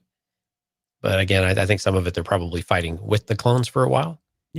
Yeah, I think so too. I think they start to feel like, okay, something stinks here. This isn't the same. This is not the same clone army. These aren't my same brothers. Whether it's an immediate acknowledgement that the chips have changed them in a lot of ways, and they can't understand why that's occurred, or they are starting to phase out the clones, right? I mean, maybe we get some of that transition where they're phasing out the clones and bringing in people, and these people are really, really bad people, not at all what they grew up with, or grew up around. Well, it'd be interesting if the clones themselves recognize that the Bad Batch are the ones out of place. Yeah, right. Like they're not really following protocol, and then they want to court martial and go through that, and that's what starts to, that's the divide that we kind of kick off with. Yeah, this was an interesting shot here. Sorry, I'm jumping way too fast here. There's this character looks like it almost looks like a wolf of some sort, like wolf face. I don't know. He's got fangs and a bum eye. But yeah, he's got like this whip that looks like a lightsaber whip of some sort. Maybe not. I mean, it seems like it would hurt. You know what this reminded me of, Albert? What's that? Thundercats. Yeah, that's right. It does. Chitara's boyfriend. Chitara. Well, I don't think she had a staff. I forgot what the dude. Chitara had a staff. Yeah, but he had the Lino, Panthro, Chitara, Tigra. Yes. Yeah. Is that right? Yes. But look at the very end. It's got the three little things with the balls at the end of it. It just reminded me of that. Yeah, I bet you there's some kind of homage there. It looks like an old weapon, though, an ancient weapon of some sort. So yeah, it looks like they're getting into that. Sidebar complete. Yep. Let's see what else we got. This at first viewing, I was like, oh, this is Coruscant, not Coruscant. No. At least not that I remember. This looks like a Star Wars Russian city of some sort, but it's a bustling city. Again, we're just gonna sift through these because I mean these clips were so short, like you really couldn't gather what the heck was going on. With the exception of this one, because this was the one where they showed it, and I should have got the other one where they actually showed him saying the Galactic Republic, right? So this is Emperor Palpatine. So, like to your point, I think we're going to see the this is, to me, says this is the very beginning of the series, and we're going to see that transition, or when Order 66 happens, and I think these guys are going to get caught off guard, like what the heck's going on here? Why is everybody falling in line with what's happening? Does nobody else know? Okay, so here's one that I think. Well, shoot, I don't know if I can say this or not, because it's probably spoiler and it's unconfirmed. The guy there standing in the middle, I think I have it on good word from credible sources, and it's out on the internet if you want to go look for it, is pretty significant. So let's just leave it at that. So and this person will play a role a little bit later, but I can't say any more than that because we don't do spoilers on here. But I put that in there for now. This one was confirmed. This is Fennec Shan. So cool that we're getting to see her. Yeah, very young Fennec Shan, right? Yeah, absolutely. So this is pretty exciting. And Ming-Na Wen is actually, I think she's a little bit older. I think she's in her 50s, if I'm not mistaken. So from a age timeline, real life timeline, this makes sense, I think, in terms of where she is around now. But yeah, I mean, this is great. Again, the fact that it's Filoni, everybody gets used at some point, and they are connected, and there are no just one-off character types and stuff. So even though she may not have a whole lot going on right now in The Mandalorian, although to be fair, she's only been in 2 episodes, but she seems like she's going to play heavily into the Bad Batch, and I wonder where if there's some part of her that because she fought along clones and I'm assuming that she's a good guy here and that she did team up with the Bad Batch, and so she's got a respect for the clones, and she's got to see somebody like Boba Fett and go, wow, this is the son of where, who spawned or his father spawned the people that I fought with and were teamed up with at one point. I think there's a really cool dynamic there. I don't know what that's going to look like, but hopefully we see it in both series, whether it's a Boba Fett whether it's the Mandalorian series and or the Bad Batch. Let's see. What else do I got here? There's this shot here. This is where, again, I think this is an earlier post Order 66 where they're still fighting alongside the clone or the clones that have switched sides here. But definitely looks like a battle of some sort. There's not really a whole lot going on that we can picture. Right. Looks like Wrecker here is getting attacked by some kind of a alien with tentacles of some sort. I thought it was a Rathgar at first, but I don't think it's a Rathgar. It doesn't look like one. Yeah, it kind of Sarlacc-ish. It's tough because we're straight above it. Yeah, but here's the picture of Tarkin. Yep. And Tarkin makes that comment about I forget now. He says that they did a good job. He's acknowledging their services right. in some way. So again, they're probably still working and operating under like a Tarkin and the Galactic Empire. This is again early on. So I think what we saw was probably first 3-4 episodes at most, if that. I don't think we saw anything later on. Right, and this might be the moment where he sends them on their next mission, but it's really their termination mission. Yeah. Oh, yeah. Good point. And that's kind of it as far as the stills. Anyone else you want to see in this series? Anybody that we've missed? I mean, honestly, we could spend a lot of time because this is a pretty pivotal point in the timeline. There's a lot of people still around. Yeah. I think, and again, if we're talking clones, then whoever D. Bradley Baker is going to be, we got to have him back. It'd be really cool to see some of the clones that we've been familiar with over the years. I mean, are we going to see a Rex? Probably not. Might they cross paths at some point? It seems entirely possible, right? Mm-hmm. And we know that they used to work with Cody. So does Cody work into the story at all? I mean, that seems to make sense that he was the connection into the rest of the army. So that makes a lot of sense that maybe we'll see some more Commander Cody, which would all be, also be awesome as well. Beyond that, I mean, yeah, I don't know. Who do they come across is the question. I mean, they could explore again characters that are alive, and maybe we get a glimpse of them, and then we set this up for something else, in another era, another piece of content, or it's just hey, we acknowledge that they're still alive when we get these little tidbits that, maybe some Jedi or whatnot are still around. And I mean, we've even got content from, like Jedi Fallen Order and some of those types of things as well, right? Yeah. There's definitely, and even Kanan. I mean, so does he come across Kanan? That type of thing. Yeah. Anyone for you? No, I mean, honestly, there's again the amount of speculation in terms of who else could show up here. I think a lot of the old Empire folks are probably good candidates to show up. It'd be cool to see Yularen. Oh yeah, no, absolutely. Yeah, right.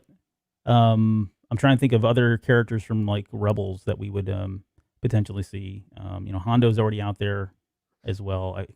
He's like the boss, right? We keep putting him in everything because he's been in everything. But he's got to show up at some point here. It's just a numbers game. But yeah, this is the one I'm probably the most excited. Well, no, I'm not. I'm most excited about Cassian Andor. But this one really looks great. I was surprised. We talked about before it came on air, 7 or 8 hours ago, that that was a joke. Yeah, about like Bad Batch, I was like, I'm not really all this interested in this, or all that interested. I don't understand why we're doing this, or it didn't really generate a lot of enthusiasm. I thought it was okay; they were good shows, but when they showed the era and when the challenges of this and the Order 66, we wanted to see what the impact of Order 66 was, and we've not had this really from this perspective since the Republic Commando books. God, I know everyone's tired of me saying this, but this is about the closest we're going to get to it, I think. And so that really excites me.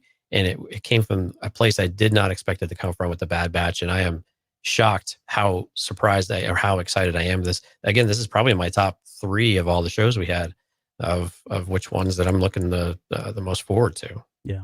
Yeah. And this one's coming. I mean, this one shouldn't be all that far away, I wouldn't think. No, I think it's next year. Date. Yeah, I think it's next year though. Yeah, I'm thinking 2021. Yeah. Right. Maybe it fills in the time gap after Mandalorian. I don't know. It seems like it's pretty far along. But I guess we'll find out here soon enough. All right. Well, that was the last one. Hopefully that was a very thorough, leave no stone unturned look at all the new 10 series that were announced yesterday.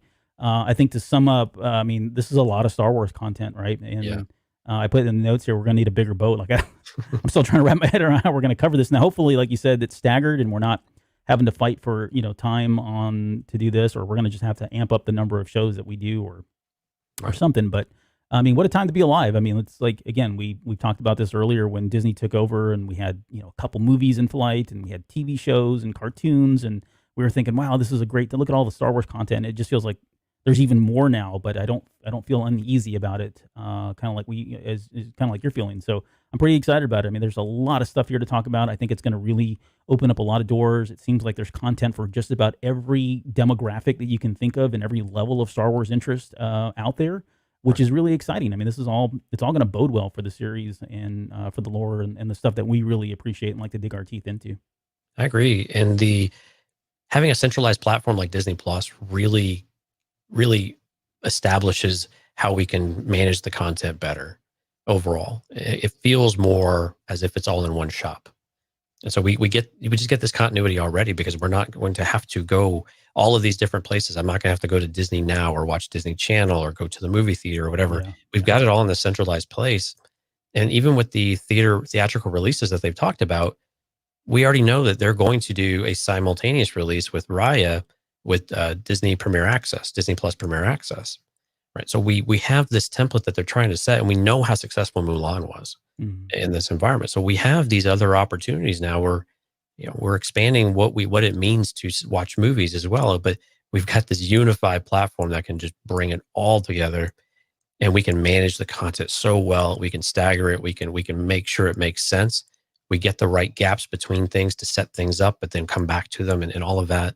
Yeah. And see what works and see where we want to move things. And I'm really excited for what we're doing. And I'm not worried about oversaturation at this point.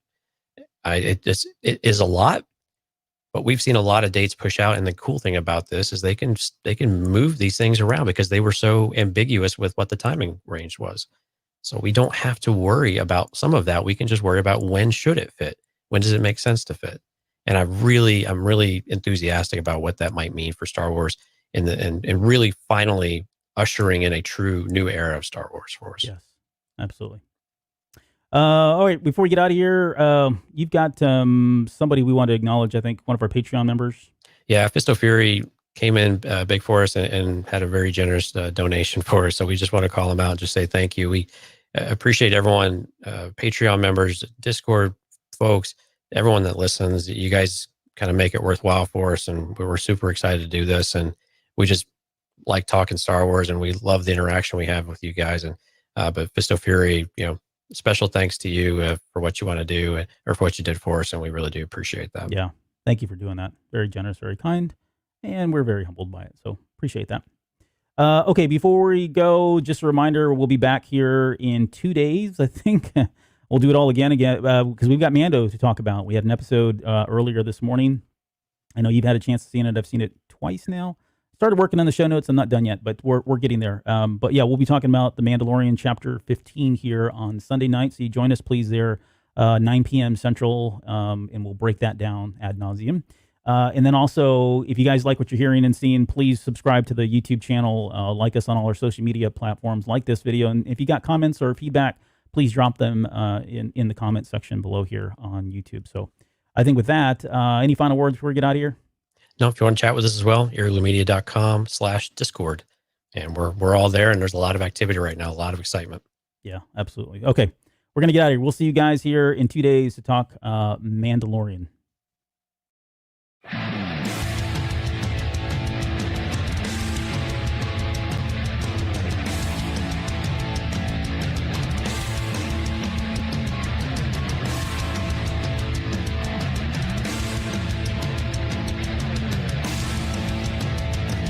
You're still listening? Wow, that's amazing. Well, I'm here to give you the disclaimer. Normally we do a big, long, drawn-out disclaimer thing saying what's what and who's what and all that other stuff, but I think you guys kind of know that Lucasfilm and Disney have no affiliation with us at all, and we have none with them. We talk about Star Wars, which is their property, and all that other good, fun stuff, but I think you can tell which is our stuff and which is their stuff. If you can't, well, then send a lawyer to send an email to me, and I'll be glad to chat with them. Other than that, you know what's what, so that's your disclaimer.